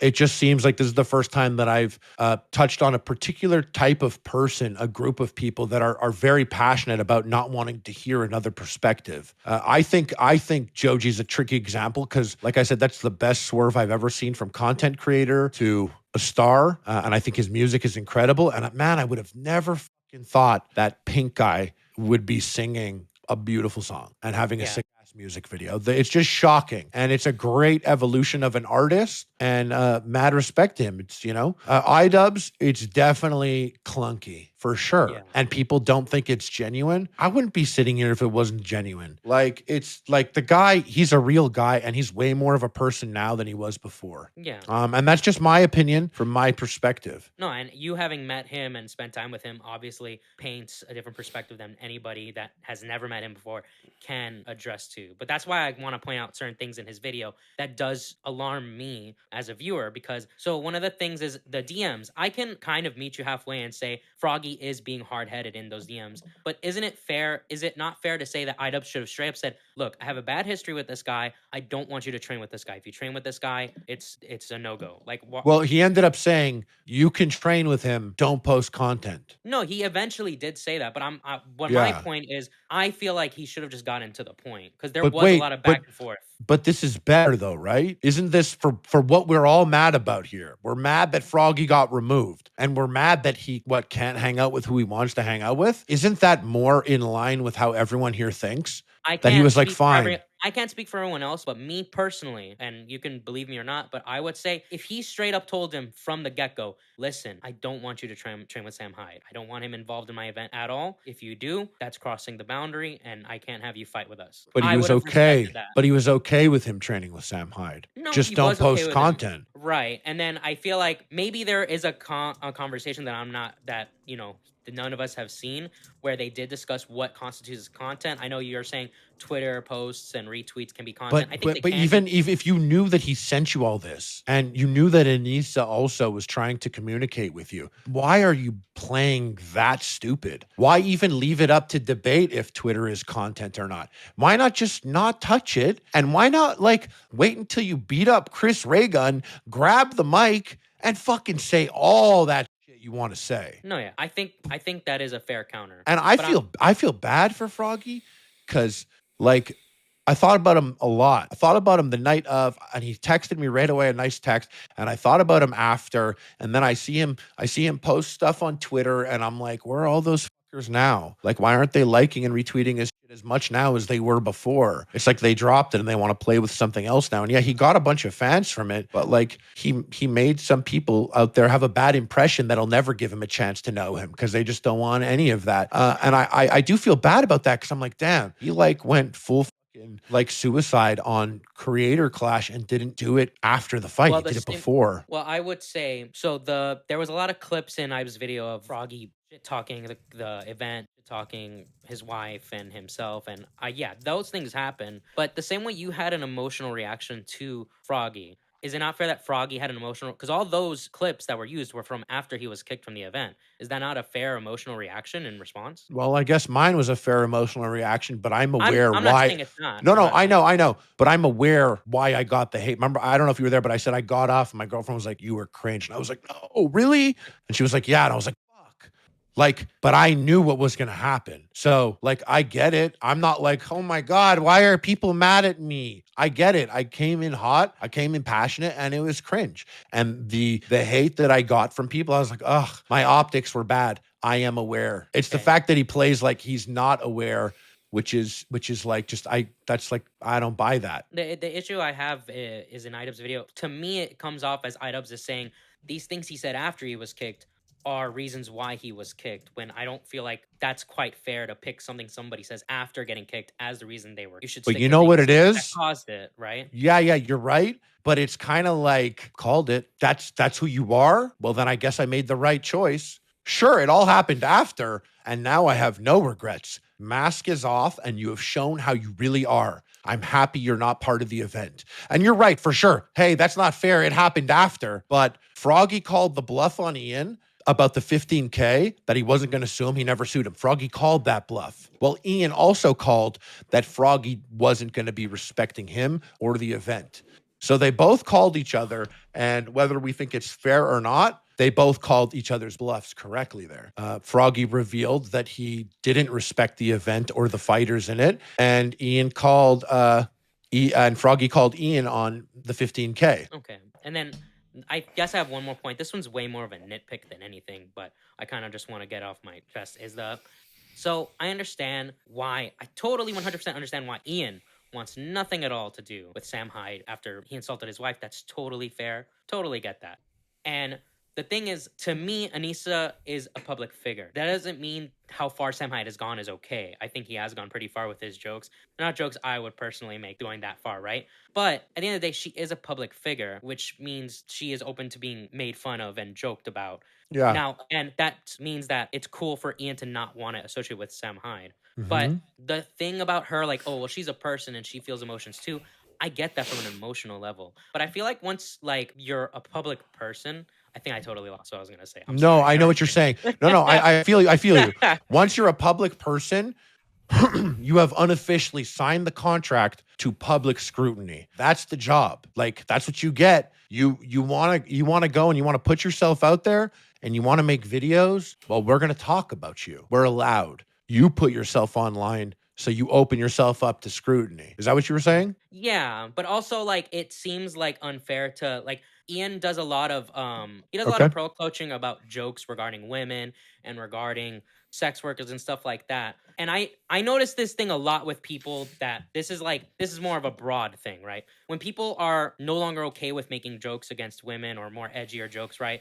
But they can still make jokes towards different kinds of people. So I felt like it was a little unfair for Ian to make fun of Boogie and Wings, who are actually training very hard. Well, I think Wings trained very hard, but we don't. I wasn't gonna tell it. I wasn't gonna tell anyone.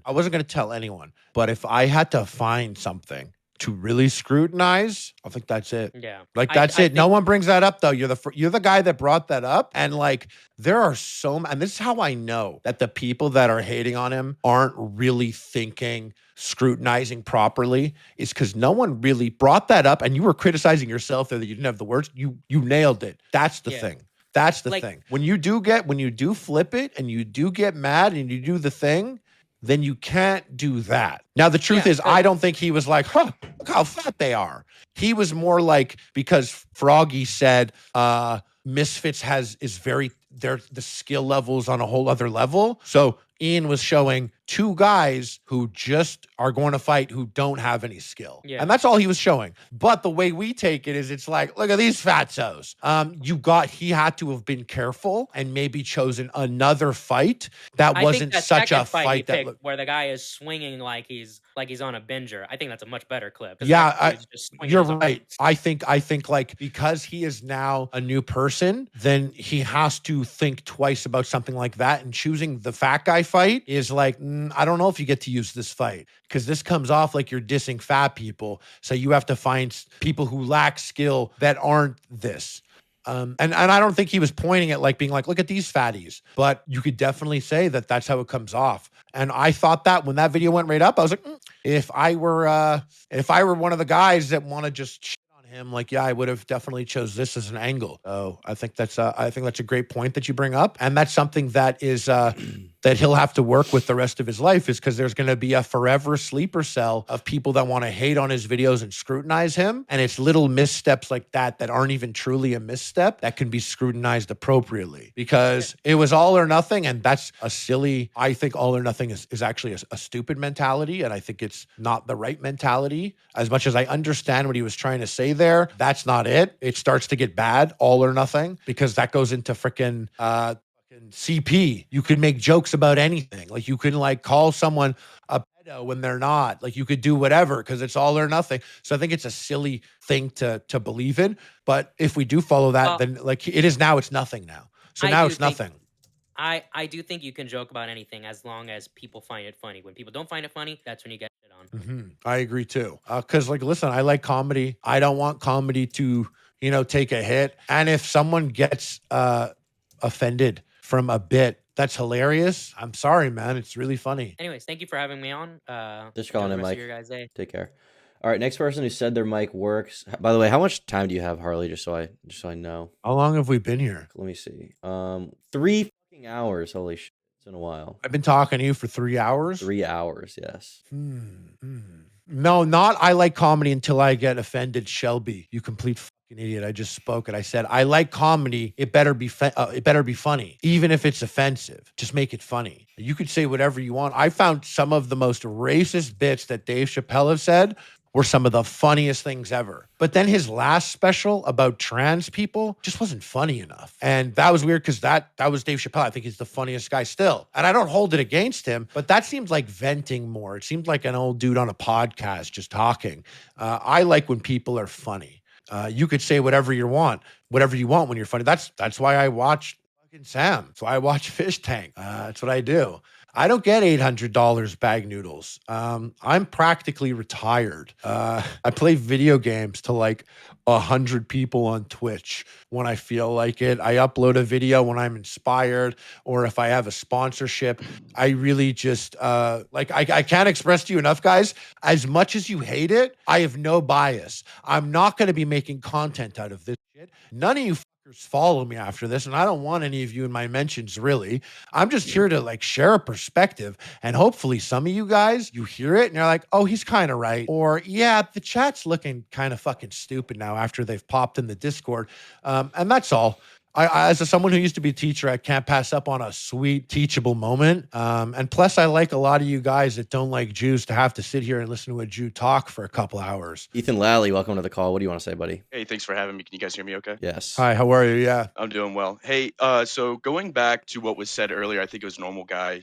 We talked about content swerves. Do you think maybe Idubbbbz is pulling a bit of a DJ Khaled and suffering from success as like a younger voice, and people are more upset that they're just not hearing that younger voice anymore?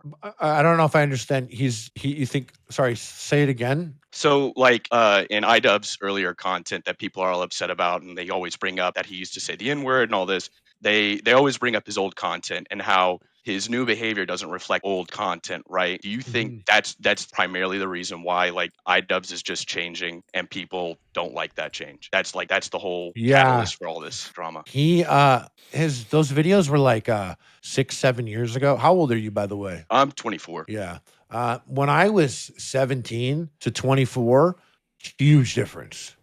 Drastically huge difference. Ian, it's so weird for him, and this is what like kind of works against him, is like who grows up at 30?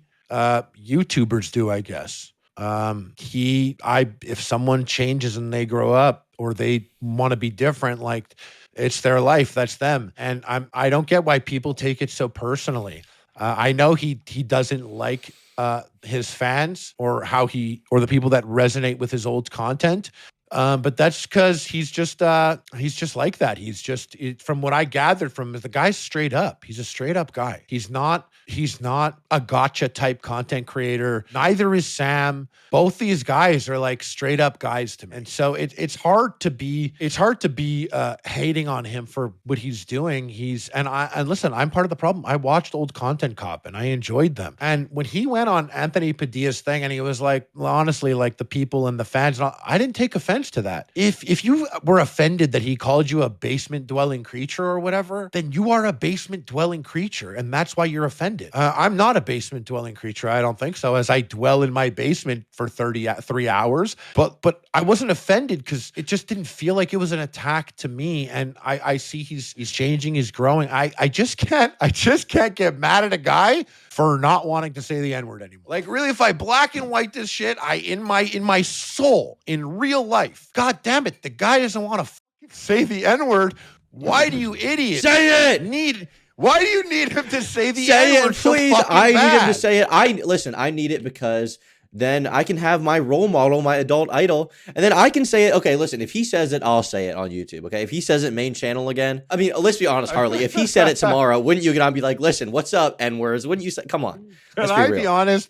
As sad as it is, because I'm like, he's dropping the N-word videos, I'm like 30 when that happened. My first reaction was, I was literally watching with the other guys, and I'm like, could we say this? I was like, could we say this on YouTube? And then I watched the H3 podcast where they both went on and they're fucking saying these words. I was watching and I was like, we can say this now? Listen, do we want to as a say? result Ethan Klein personally messaged me when I was 14 years old and said, you need to call your teacher the N-word. And I did, and I got suspended. So I think that it's his fault that he made me do that. He messaged me. Did that happen? That did happen. That really happened? Yeah, Ethan messaged me. He said, you need to call your teacher the N-word. And I did. The teacher actually thought it was funny. He said, oh, you like Idubbbbz too? And I was like, actually, I'm an H3 fan, but I appreciate... No, that didn't happen. That did not happen. I was believing you for a second. I was like, I need to ask what... Imagine if that did happen, though. Imagine how awesome if Ethan personally honestly, I wouldn't be messaged me. surprised. I wouldn't be surprised. Things were pretty crazy back then. You know, we had PewDiePie dressed as Hitler and saying the N-word. The times were crazy. And I get it, everyone. I get it. These were like the golden years in a way. Things were like easier. Things were simple. And now what do we have? Now we have fucking like 3 fucking dumbasses with 18 OnlyFans girls sitting at a big fucking table trying to tell us how to live our lives. And they don't even have a fucking life. The YouTube space is different now. And I get it. We want it when it was simple. Joji had a pink suit on. He asked for the pussy and it was fun. And now we have like people telling us how to live our lives that literally don't have a life. So I know why people want to hang on to the golden days. We love being nostalgic. We do. But if you want to watch old Idubbbbz, just go watch old Idubbbbz. Yeah, that content is definitely still there. You had made a point that like, hey, it's important to be funny as long as what you're saying is funny. I think that's probably why there is just such like there's so many people upset with the current state of YouTube, where it is stuff like Fresh and Fit yelling at 13-year-olds to like, you know, call women the B word and stuff like that. And there's nothing funny about YouTube anymore. Like that old content was funny for that era, but as times have changed and the YouTube algorithm and content changes everything up, there's no promotion for that kind of like that new type of thought. So all this humor, right, that people associate with that golden era hasn't changed. And these people are unable to evolve and adapt and change like some content creators are able to because that era is over. You bring up a great point, and I think you're right. When I was talking about all the stuff that I watched before, my recommended feed and the people that I watch and how it's all over the place, I mean, like, other than like Fish Tank, like, yeah, my feed is not funny. I don't spend a lot of time on YouTube laughing these days.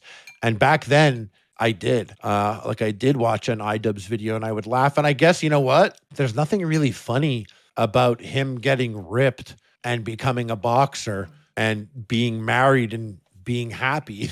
There's nothing really funny about that. It's fucking inspiring. It really is, because it inspired me. He got me. I was 310 pounds and he got me to change my life around.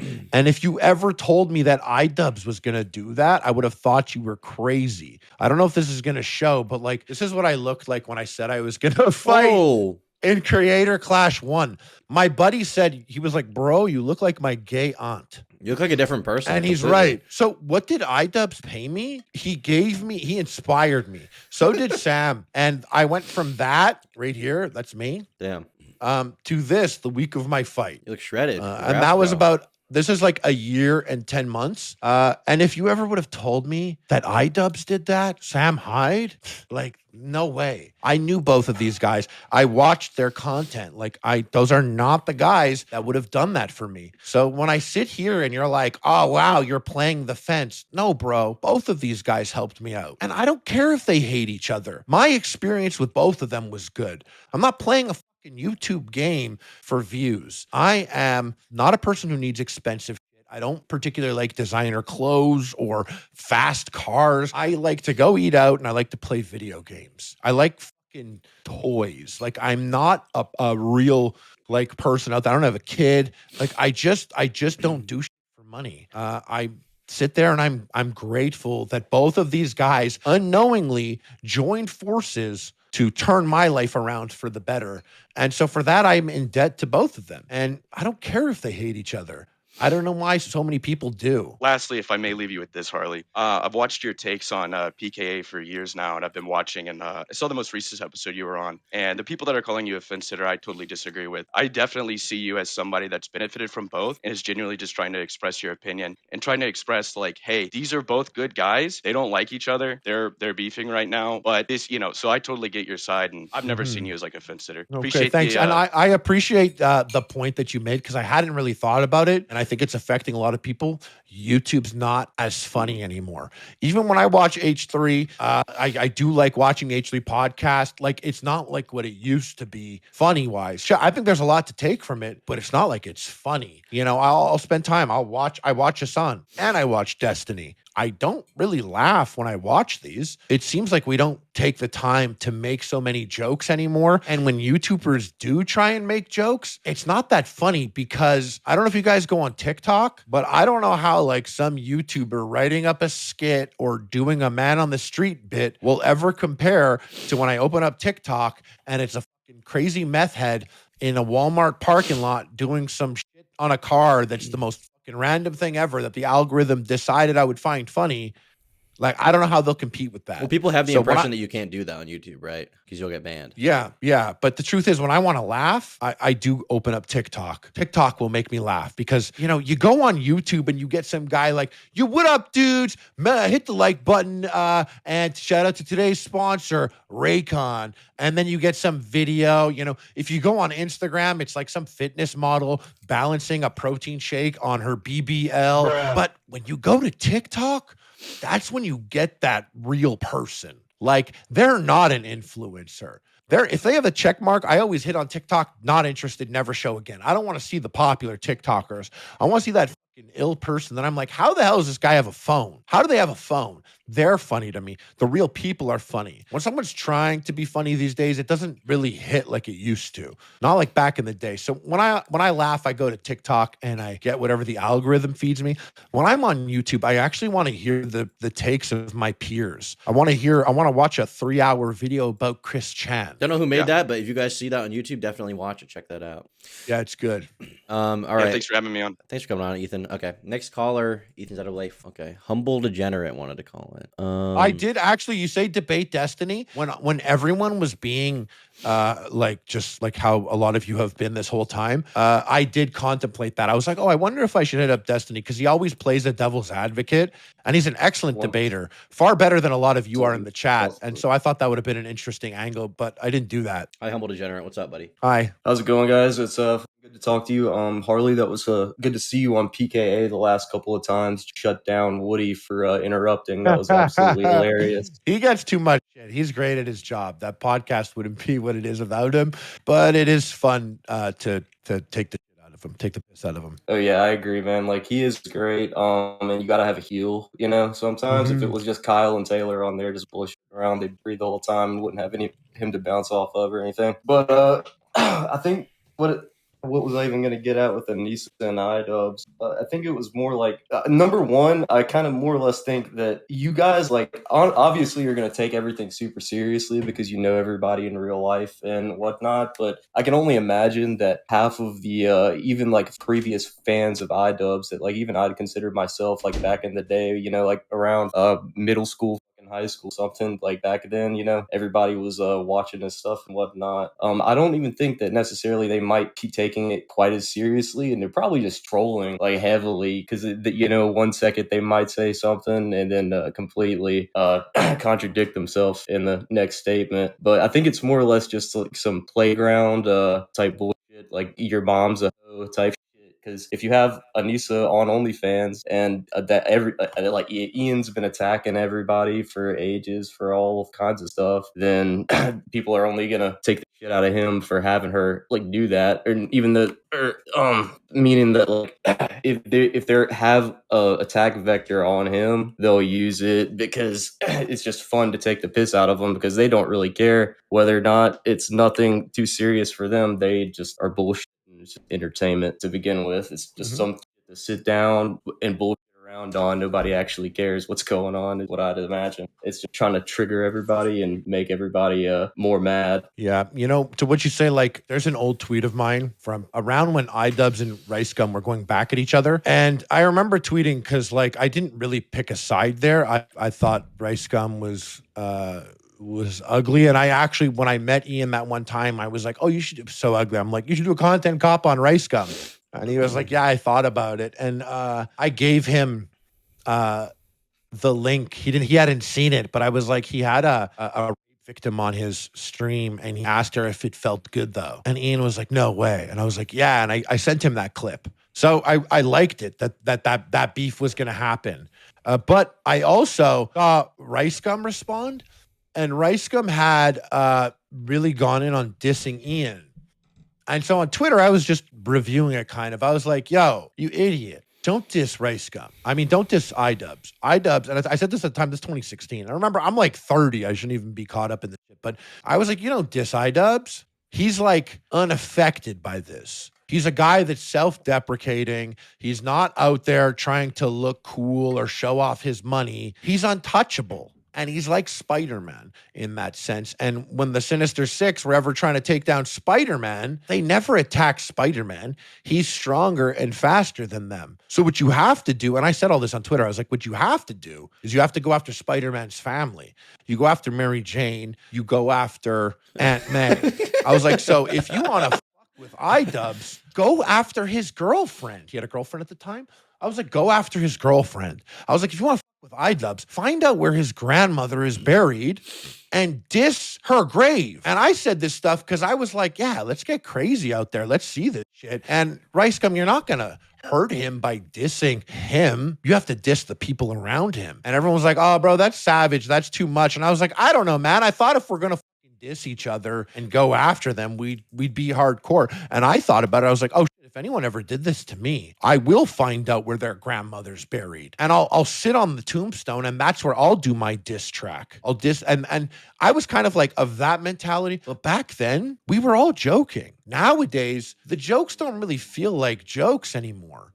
Like the thing about the Froggy joke isn't so much of a joke when she's been harassed for 6 years, the same joke. Yeah, of course. Like, but that is kind of I understand that for sure. It's the same exact thing over and over again. It's gonna get boring. But like, if you're a plumber and you go to work every day and everybody's making fun of you for being a plumber, then man, you probably, and that's what's in. I mean, it pays your bills or whatever, but you just kind of got to take that on the cheek if it's paying your bills. And you're digging through shit all day. Everybody can make fun of you for digging through shit all day. But, yeah, but if you were a plumber, just gotta take those hits, right? Yeah, if you were a plumber and you went into work every day and someone made fun of you for being a plumber, why would you be shocked if they slapped you in the face or they went to go be a plumber somewhere else? Would you really be shocked? That's my point. Is like if I was a plumber going into work every day and being made fun of for being a plumber, then I'd probably end up stop being a plumber or find like you said, somewhere else to be. You're gonna let some guy dictate where you work? You're gonna let someone do that? It wouldn't be some guy, right? It would be like coming into a space that's already like the way it is and then trying to change that space, right? Like in the sense of if you go into a workplace and everybody like bullshits around, makes fun of each other, and but you're just like a little bit too sensitive or something, and you want everybody to stop making fun of everybody, then I mean that's kind of on you at that point, unless you have some type of higher management or someone else to go to Froggy that should is have going made to fun of bring it. Idubbbbz. He should have made fun of Idubbbbz and instead of his wife. Oh no, I don't think that. Well, this is my thing actually. I still don't understand the timeline quite right. I thought that Froggy didn't do anything necessarily like make fun of anybody until after like Anissa's mom on an alt account called him an Yeah, imp. yeah, which was a bad look for sure. So But if that's Anissa's the mom, first time, Anissa's mom is not under contract. Anissa's mom oh, can. It's unprofessional for sure. It's a bad look. But Anissa's mom is not under contract. I agree, man. I So 100% when understand Anissa's that for mom sure, said right? that, and then Froggy's under contract, the response was not to call Idubbbbz a pimp and therefore insinuate that like Anissa is his bottom bitch. Instead, why didn't he answer Anissa's text and be like, "Yo, I'm just joking. Why is your mom so mad?" Oh yeah. No, I agree. Froggy's like a moron for sure, right? Like you say, you don't walk up to your boss and call him a fucking idiot or something. You're expected to get fired if that happens. Like Yeah, you're a moron if you think otherwise. yeah, I But would have gone it's off more on or my less mom if she did that. yeah, right. Like also it's also like it seems like there's only encouragement from Anissa and Ian towards Anissa's mom in that situation. I don't know if there was ever any like retaliation towards her from Well, you them, can't. but that's What are probably you behind gonna? the scene There's. anyway, right? I'm whatever happened. I'm sure it was between Anissa and her mom, and I'm sure Anissa spoke to her mom. I bet. I don't know. My mom would have done that shit, and I would have called up and freaked my mom out and been like, "You not. That's not the time. That was bad." However, Anissa's mom is not under contract. It's a free world. She could say whatever the she wants. She can't criticize the event. Yeah, it's Anissa's mom. Yeah, but if you diss Anissa's mom's daughter, Anissa, if you diss her, well, so you're open to criticism too. You're open to them saying shit, except you're under contract. She is not. And Oh even yeah, if yeah. it's something, you could do whatever you want, but you're under contract. She's not. And it is obviously his actual job. Like he's trying to fucking work for them, which is like fucking ridiculous. But the thing that I was getting at on the more or less like just a basic looking at it from the audience's perspective or whatever, especially considering that Anissa's mom even made that from an alt account, like she was trying to hide her identity to begin with. So it's almost like they knew that they shouldn't or she shouldn't have been doing that. I don't know. But that's besides the point, I guess. But it's more like this as well. Why would Anissa and Ian, if Ian's okay with her doing OnlyFans and all this kind of stuff, then don't you kind of just have to let the fucking shit roll off of your back? Because if not, then you think that it does affect him somehow if it gets to him. Because like with Destiny, look at Destiny, right? He's in a fucking open relationship, gets all kinds of shit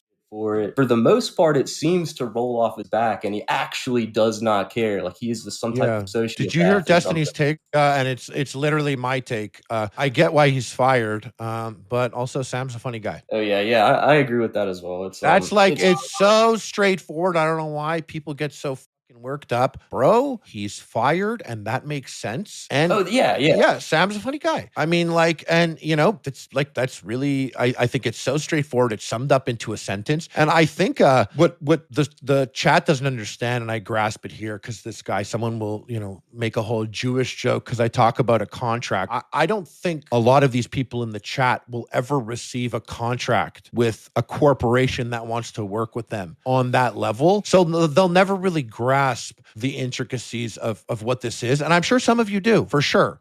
For sure. But when someone says it's a free world, she could say what she wants, but not if we have you under contract. Yeah.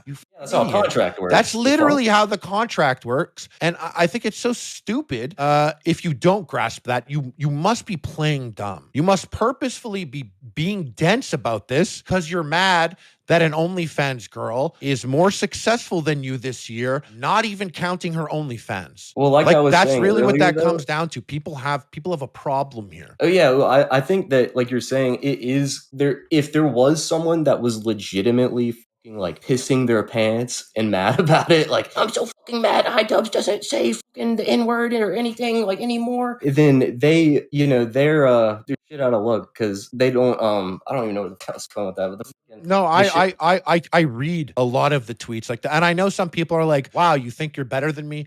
At this point in life, yes, I do. Who you will be eventually, not necessarily. And when our lives are done, I don't know if at the end of it, if I was better than you. But yeah, I do think at this exact moment in time, if you're there saying something racist in chat or anti-Semitic, I do think I'm better than you. I don't know if you'll change and what you'll contribute, but I don't think you're much right now. But Harley, like what I was also trying to get at earlier, like a lot of the people that are saying, and I know that just for a fact, right? There's whole discords dedicated to trolling live streamers and people just getting in there and saying they don't believe. So you also got to take most of anybody actually caring about this with a grain of salt, because it is just, like I said, entertainment at the end of the day. And For sure. you never get, and anyone who does actually get too worked up about this and actually is sitting there, once they turn the screen off, if they're sitting there mad about Idubbbbz has changed, like, dude,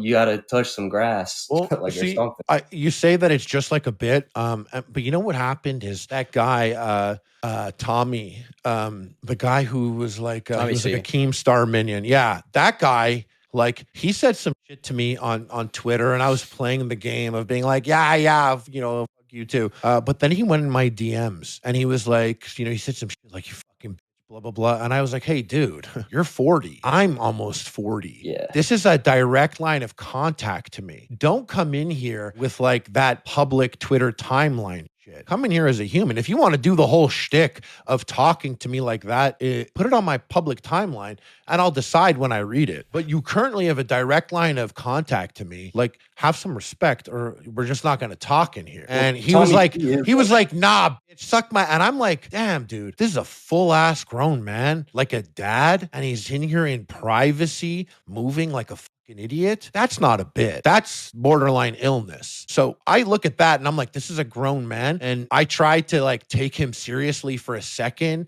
and he proved to be a fucking idiot. So after so much time, when I look at someone like Zilla, who's constantly tweeting, messaging this whole time, like this fucking guy's been here for 3 hours. Like that guy's mad and he's emotional here and he's here. I'm not going to assume that guy's joking, because he's been mentally ill for 3 hours listening to me and typing in the chat. So I can't just be like, that's a bit. Because if that's a bit, that's very sad. Zilla, I will say, is a particularly retarded chatter most of the time, to be honest with you. Yeah. Zilla's been in here for a while. Okay, Zilla does usually say something stupid. Yeah. And I like, listen, I don't go and block people like that or anything. Like, I'm not out there trying to cancel people, but shit, if you're gonna act like a big fucking loser, don't be mad if I pointed out that you're a big fucking loser. And the people that are like, you're triggered, you've been here for 3 hours. You've been here for 3 hours, a lot of you. A lot of the biggest people that keep hating there, like, you're here for 3 hours listening, and one of you kept giving money to insult. Do you know how retarded you are? Yeah, do you really grasp that? You're giving money to insult and you're walking away like as if like you did the thing. It's stupid. It's really stupid. That being said, keep donating. We do like the donuts. You should though. You should. Humble Shadow Degenerate. humor. That's who it was. Is there anything else you want to say, Humble Degenerate? No, man, it was good talking to you guys. Good talking to you love too. your guys' work, man. Keep it up. And be safe out there. Thanks for coming on. Thank you. It's very sweet. That was a good caller. All right. Yeah. Volseni Mac wanted to call in. How about we do 3 more and then we can end this? How's that? Yeah, cool. That's a good idea. All right. Move to on air. All right. For first of the final 3, Volseni Mac, what's up? Oh, hey. I just came on to talk about the legal letter. Okay, so in the Idubbbbz video about Froggy, kind of late, you can hear me, right? Yes. Mm-hmm. Yep. Okay. In Idubbbbz video, he said he was never going to sue Froggy, but the NDA kind of has like conflicting language. In the very last sentence, it says, if you fail to return the enclosed acknowledgement by the specified date, Creator Clash shall seek all remedies available to it at law and equity due to your material breach of the bout agreement agreement, including without limitation, seeking punitive and consequential damages. Punitive and consequential damages are usually associated with like civil court, like seeking damages as in like money. And another thing, or actually I should ask, would your thoughts be on that? I've dealt with lawyers before. The way they word things are so aggressively languaged to not expose themselves while wording something. So like you'll never get like a nice lawyer's letter. It's written in a way to not expose. Now, like what I said before was, I brought this up earlier hours ago. When we signed that contract, the $15,000 that Froggy got, he got it up front. None of us got it up front. He asked for it up front. Now, like I said, if I broke my thumbs before my boxing match, even though I spent all this money on training, the contract does not allow me to get paid a cent if I don't box. So Froggy got the $15K up front and he had to box. When he breached his contract, he had to give the $15K back. He didn't. So they sent him a letter being like, well, let's just get him to shut up then. And so a lawyer's letter basically is like, you can keep the $15K, but you have to shut up or there'll be trouble. He called the bluff, which to be honest, even if they did try and sue, that's literally people say I chose a side. If they wanted to sue him, I would have hit them up and been like, you can't do that. You're not going to sue these people. I don't back that. I think a lot of people would have been like, we don't back that. But they were never going to sue him. And he knew that. And the lawyer's letter is basically what you have to do. Otherwise, like I said, I could break my thumbs and be like, I still want my money just like Froggy got money. Well, has there been a waiver for like what's the term? Like dropping the contract? What do you mean? Like has been a waiver, there is another clause that says Creator Clash hereby reserve all of its respective rights, powers, and remedies under the bout agreement and applicable law. No failure, whether at this time or in the future, by Creator Clash to exercise or any delay in exercising any right, power, privilege, or remedy that it may now have or may have in the future or or in connection with the bout agreement and shall impair, prejudice, or constitute a waiver or deemed waiver of such right, power, privilege, or remedy, all of which are hereby reserved and are preserved in its entirety. Essentially, like a waiver being like let me just see. Essentially, like saying, "I give up this. I'm gonna like drop this." Well, I like the chat said something good, and I want to stop. And this guy actually said some useful things a few times. I wish he called in. He's kind of one of the smarter guys in the chat. He said it's Fred's long, hard throbbing ego. He said it's still a bad look. We all know it was the right move corporately, but when you're the face of the organization, it's going to look like a bully tactic. Yes, you are right. The thing is, I think I know they had a real PR team and they had a real legal team. We wanted to operate like it's Idubbbbz in his basement making a Tanacon video, but that's not what it is. Idubbbbz didn't get to run the shit like he wanted to. He was focusing on doing the match and preparing, and they paid money for these services. And it sucks for the PR team and the legal team because they're dealing with the YouTube. And you're right, Fred, it doesn't look good. And that was the trickiest part, is that a real PR team moves like a real company. When this whole Creator Clash looks like an Idubbbbz basement project at first glance. So you're right. Like when Froggy got removed, then I said to Idubbbbz, you can't remove Froggy. That's what I thought was how you guys would react. And when the suing thing happened, like I already knew because I asked before that they weren't going to sue. So I knew that wasn't going to happen. When I saw the lawyer's letter, I'm like, oh, that doesn't mean you're getting sued. But yeah, it looks bad. The optics are not ideal. However, Ian was literally preparing for a very serious boxing match. So I don't think he was able to manage the optics quite like he wanted to. Well, Cindy Mac, is there anything else you want to say? It was, I think I need to clarify. What I asked was, what I mean to ask was, is there any written letter that says we are dropping this? We are not going to pursue this because it kind of says we will, because the clause that I read. No, there's nothing that says that you don't do that. Because if you do that, every single person that has signed this contract, you expose yourself to them asking for the same thing. That means it's not like it would happen, but every fighter could back out and be like, you set precedence when you did that to Froggy. You have to pay us all $15K and we don't have to box. You set precedence with Froggy. Why does he get special treatment? So that you don't get a letter saying like, fine, you got us. that's just how it was? No, I mean, like I asked them, like if this was how it worked, they might. There isn't a waiver. I was thinking that they might still like go ahead with it since No shot. No way. It's essentially, since it would be essentially saying in that clause, we will take action, whatever that may be, either in a few days or in the future, and no non-action during that time does not mean we are stepping back from taking action. Yeah, no, they're not. They won't. But I don't think there is something out there to that. But that doesn't mean that one day they're going to be like, you know what? Let's go get that 15K. Yeah. All right. Is there anything else you want to say, someone, buddy? well, this anti-Semitic guy said, "What real corporate endeavor is sponsored by Fansly?" Fansly is a real corporation. I don't know why I have to say that, but I'm not going to assume anyone here is smart after I heard how 80% of the people came into the chat, to the Discord. So I'm going to assume you're genuinely saying that and you mean it. What real corporate endeavor is sponsored by Fansly? Fansly is a real corporation. Whether you back sex work or not, it is. And he said, did you forget the vibe was fighting in sex workers? I think he should make a t-shirt. It's actually a pretty sick motto. Yet banter makes you cite contracts. Doesn't make me cite contracts. Contracts exist, and when you sign it, you have given your word. So maybe you don't back contracts, but if your word means anything, then that's what the contract is. You're giving your word.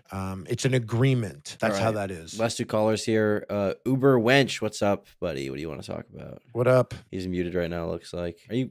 Yo, hello? Yeah, it did. Sorry, real quick. The contract did say something about Sam Hyde. If you weren't listening or you weren't here before, you are responsible for the behavior of the people you publicly associate with. That's literally in the contract. I'm not supposed to say that, but like I said, they didn't sue Froggy, so they set precedents. I'm assuming they won't sue me. It literally says you are responsible for the people you associate with, how they act publicly. What's up, Uber Wench? What do you want to say, buddy? What up, dude? Howdy. So Hi. this might be, I apologize if I'm like overstepping this, but I had a question about like the tea spilling between the chats between creators. Do you think was that to maintain transparency, or was it just to like make sure everybody was in the loop, or was it just because you're like, oh my God, look at this, like check this out? You mean like in the Creator Clash Discord, like maybe in that, but like preceding it, like whenever like you saw the tweets come out, or like maybe like some people in the Discord were saying, hey, check this out. But it seemed like that, maybe it's just me speculating, but it seemed like that might have had that could have added to the fire within the Twitter space. With me, you mean how I was acting in the Twitter space after being in the Discord and like seeing how people were reacting? Yeah, it's possible I missed a part of the conversation earlier. I was in the Discord and I saw how the other people they didn't like I was, like I said, I wasn't there the first night. So when he started to tweet and like Anissa's mom thing happened, I wasn't there for any of that. And I got caught up the next day. And the next day was when the Twitter space was happening. And I was like, oh, they're not accurate here. They don't have the information. And I know there's no way any of these creators are going to go in Keemstar's Twitter space. They would never do that. But I'm that guy, so I'll go in his Twitter space and I'll say shit. No one knew I was going there. No one wanted me to go there. No one wanted that. And it probably wasn't good. Yeah. Okay. Yeah, it was just a speculation. It seemed like it was all around. It was fiery, and it started out like that, and it ended like that. But that was the only question I had. It was good talking to you. Thanks for taking my call. My pleasure. Thanks for calling. All right. I think this is going to be the last caller. Their name is Pyrotessia. They said they're going to destroy you. So I'm going to bring them on the air. Pyrotessia, BT, Hi. what's up? Hello? Hi. Hello. How are you? I'm doing all right, man. How are you? I'm good. Thank you for asking. So, Harley, I just showed up. I just got off work. Have you already addressed, have you admitted yet that, like, you recognize that Idubbbbz was lying throughout, like, his whole response video, right? What part? The whole thing. He was. No, you're going to have to be, like, can you bring up a specific part? Like you did through the entire. Yeah, just bring up a specific part. Yeah, okay, well, throughout the whole video, every clip he showed that he was trying to paint as if it came before Froggy was kicked was actually from after he was kicked. How about that? What part was the lie? The fact fact that he was trying to paint it as if that all was reasons for Froggy getting kicked, when in reality, all of that came after Froggy had been kicked. But he exposed him. Froggy took his own mask off and he exposed himself as a person that didn't respect the event, didn't respect Idubbbbz, and didn't respect his wife. So it's Okay, kind of that's- just like, I was right. This is how he that's- felt. Look at that. That's irrelevant, though, because no, he was trying to say that those were reasons for Froggy Fresh being kicked. That wasn't reality. I You thought, and in everybody- fairness, Beansy, I think at the beginning of the video, he did say the reason I kicked Froggy is because he was with Sam Hyde, hanging out with him. Didn't he say that as a He video did. opening? Yeah, he did. He did. He did, but that wasn't. He didn't just end the video there. He didn't go into Well, the other stuff. Well, now he's why- establishing that he made the right decision. He said, "This is who the guy is." Yeah. But you know, if I got kicked from Creator Clash for something I did, I wouldn't have gone on a tirade ripping apart the people who put on Creator Clash. I wouldn't have done that. Why not? He's got every right to. He's got every right to be pissed off as fuck. He just spent like a year of his time training. Cool, and he got paid to do it, and now he looks great. He got So paid to so now train, he looks which great. also, this is the other problem with you keep trying to say like, oh, like it's like the fact that he hasn't paid them the 15 grand is like not the right thing to do. He just gave up a year of his time training for this event. That's what the But money he has the 15K. No, dude, he spent that shit on training, at least partly. That's what the That's what it 15K was is for. That's what the money is for. It's for Exactly. training. So therefore, any money that he now would pay them back would be out of his own pocket. But They he's not. invited He doesn't me- have to pay it back. Get caught up, dude. He got the 15K.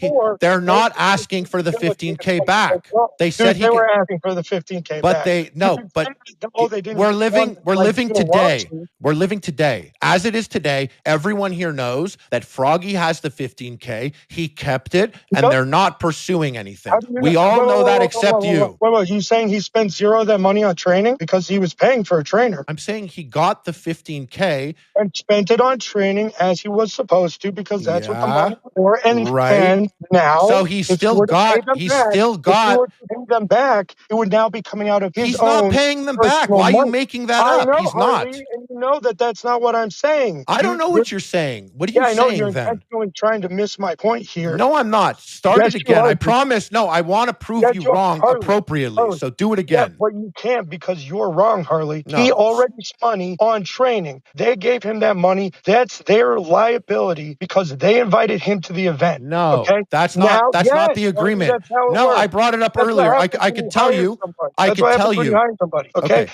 And But now let me- that if he were to give that money back, I'm not saying he's going to. Obviously, he isn't, and I never said that he isn't going to because now, if he were to, hypothetically, that would be coming out of his own pocket. Why are we talking hypothetically? We could just talk about the reality of it. Oh my The God. reality is this. The reality is this. We got money for training to pay Yes, for and did he training. train?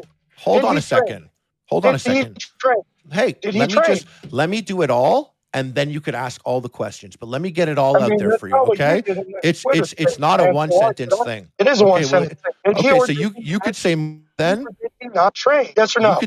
you could say everything you want to say, but let me get you caught up on the facts. We've been talking for 3 hours, and you just got here. You missed a lot. So let me Yeah, catch I you already up. paid attention to this whole scenario outside of this one little live I stream. gave a lot of insight and information that was not available before. I Yeah, spoke about he the did. contract that we never discussed before. So maybe calm go down ahead, a little go ahead. bit and I'll tell you everything. So the way the contract is this. I said it was never a good contract for the fighters.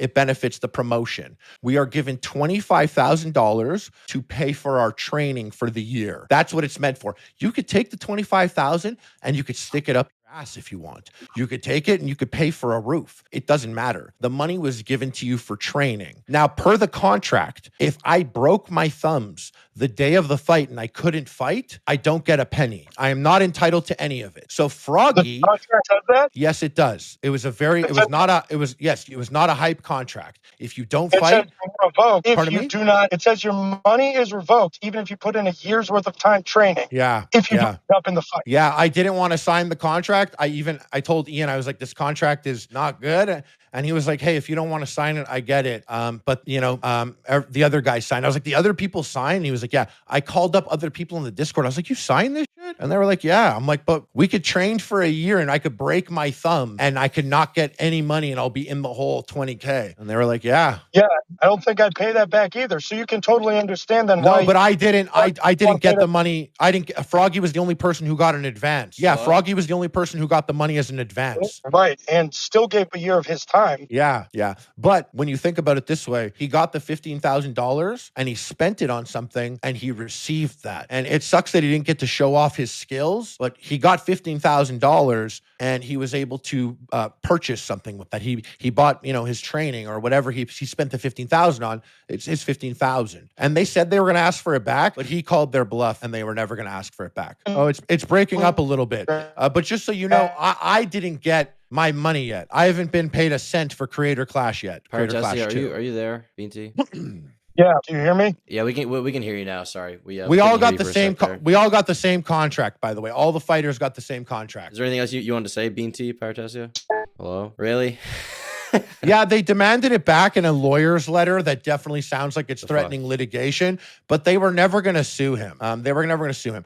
I have not been paid yet. None of the fighters have been paid yet. Froggy was the only one that got paid up front. He had the exact same contract. However, just like last year, I think there was another person that asked to be paid up front. You can be paid up front if you ask for it. All right. I didn't need that. Just as last caller, Lotan, what's up? You want to say something? Yeah. Oh, I wasn't Fish tank, baby. in, man. I don't know what to say. I'm kidding. I was fine. I was like, he's probably working hard, just uploading. Fish Tank has been awesome. But Harley, got a lot of respect for you coming on and debating these people. I'm sorry about chat and how they've been taking it. It's very, very cringe today. Yeah. You know what the good thing is, though, about me going on and being cringe in that Twitter space was it brought me to your channel. And that ended up being a benefit. I was like, okay, not that bad. This guy just ripped me with the ugliest thumbnail and this video. I hate that picture of me. And so I was like, oh, this is cool. But yeah, and now, you know what? Congrats on the growth of your channel. And Fish Tank is just such a trip. And we got to get Daniel in Creator Clash 3. I don't know how we're going to do this. Oh, yeah, man, for sure. Daniel is so fucking insane, dog. So fun. Yeah. I'm so glad they picked him to pull him on Fish Tank. Lotan, but have you been listening the whole stream? For about most of the latter half of it, yeah. What did you think about that $800 thing about Idubbbbz supposedly paying Fatty's rent $800 or something? I mean, this is news. I don't think anyone's ever heard this. No one knows this. I actually shouldn't have even said this. It's some things I don't like. I don't know why I said it. It's a thing that I knew before all this, but it is a truthful thing. And I just thought it was really weird when that happened. I was like, that's so weird and rude. Someone gave you $800 just to help you out, and then you talk them. Yeah, I think his beef mostly revolves around, I'm not sure if you guys have seen it, but a few weeks ago, he did do a stream that somebody clipped and uploaded to YouTube where he talked about like his bad financial situation right now and how he reached out to Idubbbbz and he didn't get a response. So I'm guessing that's why he's upset. Yeah, with he him. did a stream where he was kind of saying he's rough on money and he wants money. And Idubbbbz didn't tweet out his stream and Fatty needed help and Idubbbbz didn't tweet out his stream. And like, I guess that's tough. That's debatable. I don't know if he should, but then he gave him $800. And like, we're not talking like public. He privately just gave a guy $800 to help him out because he was looking out for him too. And like, I mean, I'd rather get $800 than have him tweet out my stream where I'm smoking weed and asking for money. Personally, seems like now I don't need to kind of sit here and smoke weed and ask for money. I got the money straight up. So it's really, I don't know. I kind of didn't really like how that played out. I was like, that's weird. Yeah, I did read stuff about Fatty apparently being like a compulsive liar and stuff like that. But I'm guessing the entire reason he was brought on Fish Tank is to kind of drum up some more drama with Idubbbbz because, yeah. Man, Sam's fucking good. Yeah, and he's walking around naked like almost all day today. It's fucking... Yeah. Sam's it's like things happen and I'm like, damn, sucks that he's very funny. Just like sucks if you're his enemy that he happens to be funny.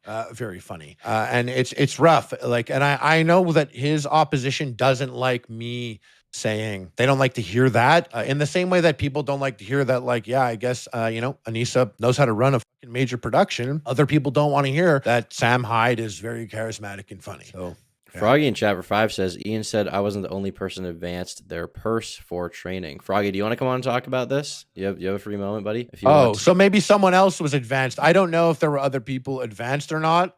But yeah, that's possibly true. I mean, if Froggy's saying it, Froggy also, I don't think is going to come in here and make something up. But yeah, he was just the only one that I knew about. I didn't go around asking people, were you advanced money? Were you advanced money? Yeah, he messaged me on Twitter, said, what's up 3 minutes ago. So I got back to him. Do you have a few minutes to talk to Froggy as our last thing? Yeah, of course. Be outlandish. If I was like, I don't have time now. Yeah. All right. Thanks for coming on, Low10. Anything else you want to say, buddy? Yeah, Low10. No, that's it. Have fun talking to Froggy. All right. Take care, man. Thank you. All right. Well, I messaged him back, so hopefully he gets back to me. Man, does Froggy have a Discord? Froggy was assume hype so. enough to jump into my Twitch once, but he told me it took him like a minute to make a Twitch and figure it out. So I assume he has one. He did talk to Brandon in an interview. Froggy donated again. He said, are you guys sick of hearing me? I feel like people definitely want to hear you, buddy. I'm definitely not. I mean, I came into this and I was already sick of talking about Creator Clash. I'm like so sick of it, but I'll be honest, Tom, if it wasn't you, there's no shot I would have done it. Like, I was even surprised you it had to be agreed you. to be honest. Yeah, it had to be you. I mean, actually, Augie wanted to do this weeks ago when it was far more relevant, but then he backed out, and I can only assume it was that little hater, Connor. It was all Connor. I don't know what the deal is with something like Full Force and the payment of it, but I'll tell you, like, I've never paid anyone I ever made a YouTube collab with. I've never gotten paid and I've gone on 4-hour podcasts literally hundreds of times. So I don't think so, but that thing really helped Airsoft Fatty. Like, he became big time after that, to be honest with you. All right, looks like he added me. There was something that someone kept repeating here while you bring Froggy in. Someone kept repeating something and I didn't understand it. You guys were saying it was someone that said Harley said he got paid and reimbursed his camp earlier in the call. What do you mean? He literally said he got paid after the event and used it to reimburse. Yeah. Creator Clash 1. I got paid after the event and I reimbursed my I paid back. Well, I put up the money. I paid my trainer and all that before, but then I got the money after Creator Clash 1. I haven't been paid for Creator Clash 2 yet. All right, so I made a group Epic chat. Mealtime. Epic Mealtime. Everyone got paid, and also on Epic Mealtime, they had a percentage of the profit sharing, which was AdSense, integrations, and merchandise. Everyone on Epic Mealtime got paid. I made a group chat. I think it's with Froggy and you, so we can move out of the server since he's Oh, not yeah, in here. cool. We can call that. Yeah. I assume he'll probably pick up. All right. Here we Yo. go. Yeah. Froggy, what's up, buddy? Hey, yo, what up? Can you guys see me? Yeah. What's up, bro? What up? What's up, buddy? How you guys? Man, when we had that first meeting at the open workout, did any of us think that this whole thing was going to play out like this? I thought it was going to play out a million different ways. I never thought. No, sometimes in the middle of the day, I stop and think, dude, I got beef with Idubbbbz. Why? You don't look like a seriously. person that wants beef. Or I never took you as other than James. I never took you as a guy that wanted beef. And even when I was kind of like ribbing you back on Twitter, and then you hit me with that big and tall line, I was like, I don't want to beef this guy. Like, I've always liked this guy, and it's coming off as beef. I was really defending the event because it was my event too. But like, I never wanted to hold a grudge or anything like that. Yeah, I'm not bothered by it at all, dude. I don't really care that much. I mean, I guess like I look back, you know, and I wrote you an apology in text the day after, but I was like, yeah, I never meant to be to freak out so much there in that Twitter space and to take such a tone with you and all that. No, I get it, to be honest with you. It was all crazy and weird. I think everybody got caught up in it. And now it's just like, now I'm at a point where I like look back and realize, like, honestly, it's all pretty silly. And like, I think everyone else kind of feels like it's kind of silly now too. Yeah, I definitely, I was just saying, if it wasn't Tom, I would not be sitting here talking about any Creator Clash again. Yeah, I feel you, bro. Yeah, honestly, I feel even weird coming on because I feel like a bunch of people are just going to be like, shut up, nobody cares, shut up, nobody cares. No one's going to say, no. No one's going to say that to you. Chat loves you, that. Froggy. They don't like Yeah. Harley. Harley got that, but they've been very kind to you. Oh, yeah. To be honest with you, I don't even know what else to say other than like, who gives a shit, really? I don't even really got that much to say. I was just trying to say, like, yeah, I don't really know what else to say. I feel stupid even being on here, kind of. Why? No, I'm happy you're here because I don't know. I guess like it's not important, but I still want the chat to know that I don't have any harsh feelings for you. Yeah, And Yeah, and things escalated quickly. Escalated quickly, and yeah. Yeah, I agree. It's all pretty silly. All right. Well, on that note, are there any? Are you twisting up right now? What are you doing there? You twisting up? Yeah, bro. I want to go do the same right now. I've been here for 3.5 hours getting called a kike this whole time. Jesus, yo, we're on YouTube, Harley. We're on YouTube. Chill. I Anyways, said hey, kiked. I'm glad I got to talk to Harley. I appreciate you letting me on. No And I worries. wasn't trying to like revive any. I wasn't trying to revive any drama or nothing. No, yo. And I'm sorry how everything played out. And yo, yeah, dude, you're chill. And Tom, thanks for having me on. And Froggy, Yeah, and for real, like me and Harley, we are from a different era of YouTube. That was way funner, where we didn't have to fight to be relevant. We didn't have to fight to be relevant, bro. People and ask, like, I honestly, tell that's them. kind of sad. When I heard you talking about it earlier, I was like, it's fucking sad, kind of. Yeah. People are like, you're boxing now? I'm like, yeah, I'm at that part in my YouTube career where I fight now. It's what we do. Yeah. Right. But anyway, anyways, I'm not trying to fuck up. I hope Harley has a good night and like everything's cool and like. No, I want to get out of here, and I can't think of a better way to end this off with you coming in here and saying what up. Yeah, So, for real, and just like Froggy, with peace, thank you for that. Yeah, for sure. Hell yeah, dude. And Tom, thank you for having me. Thank you for coming on.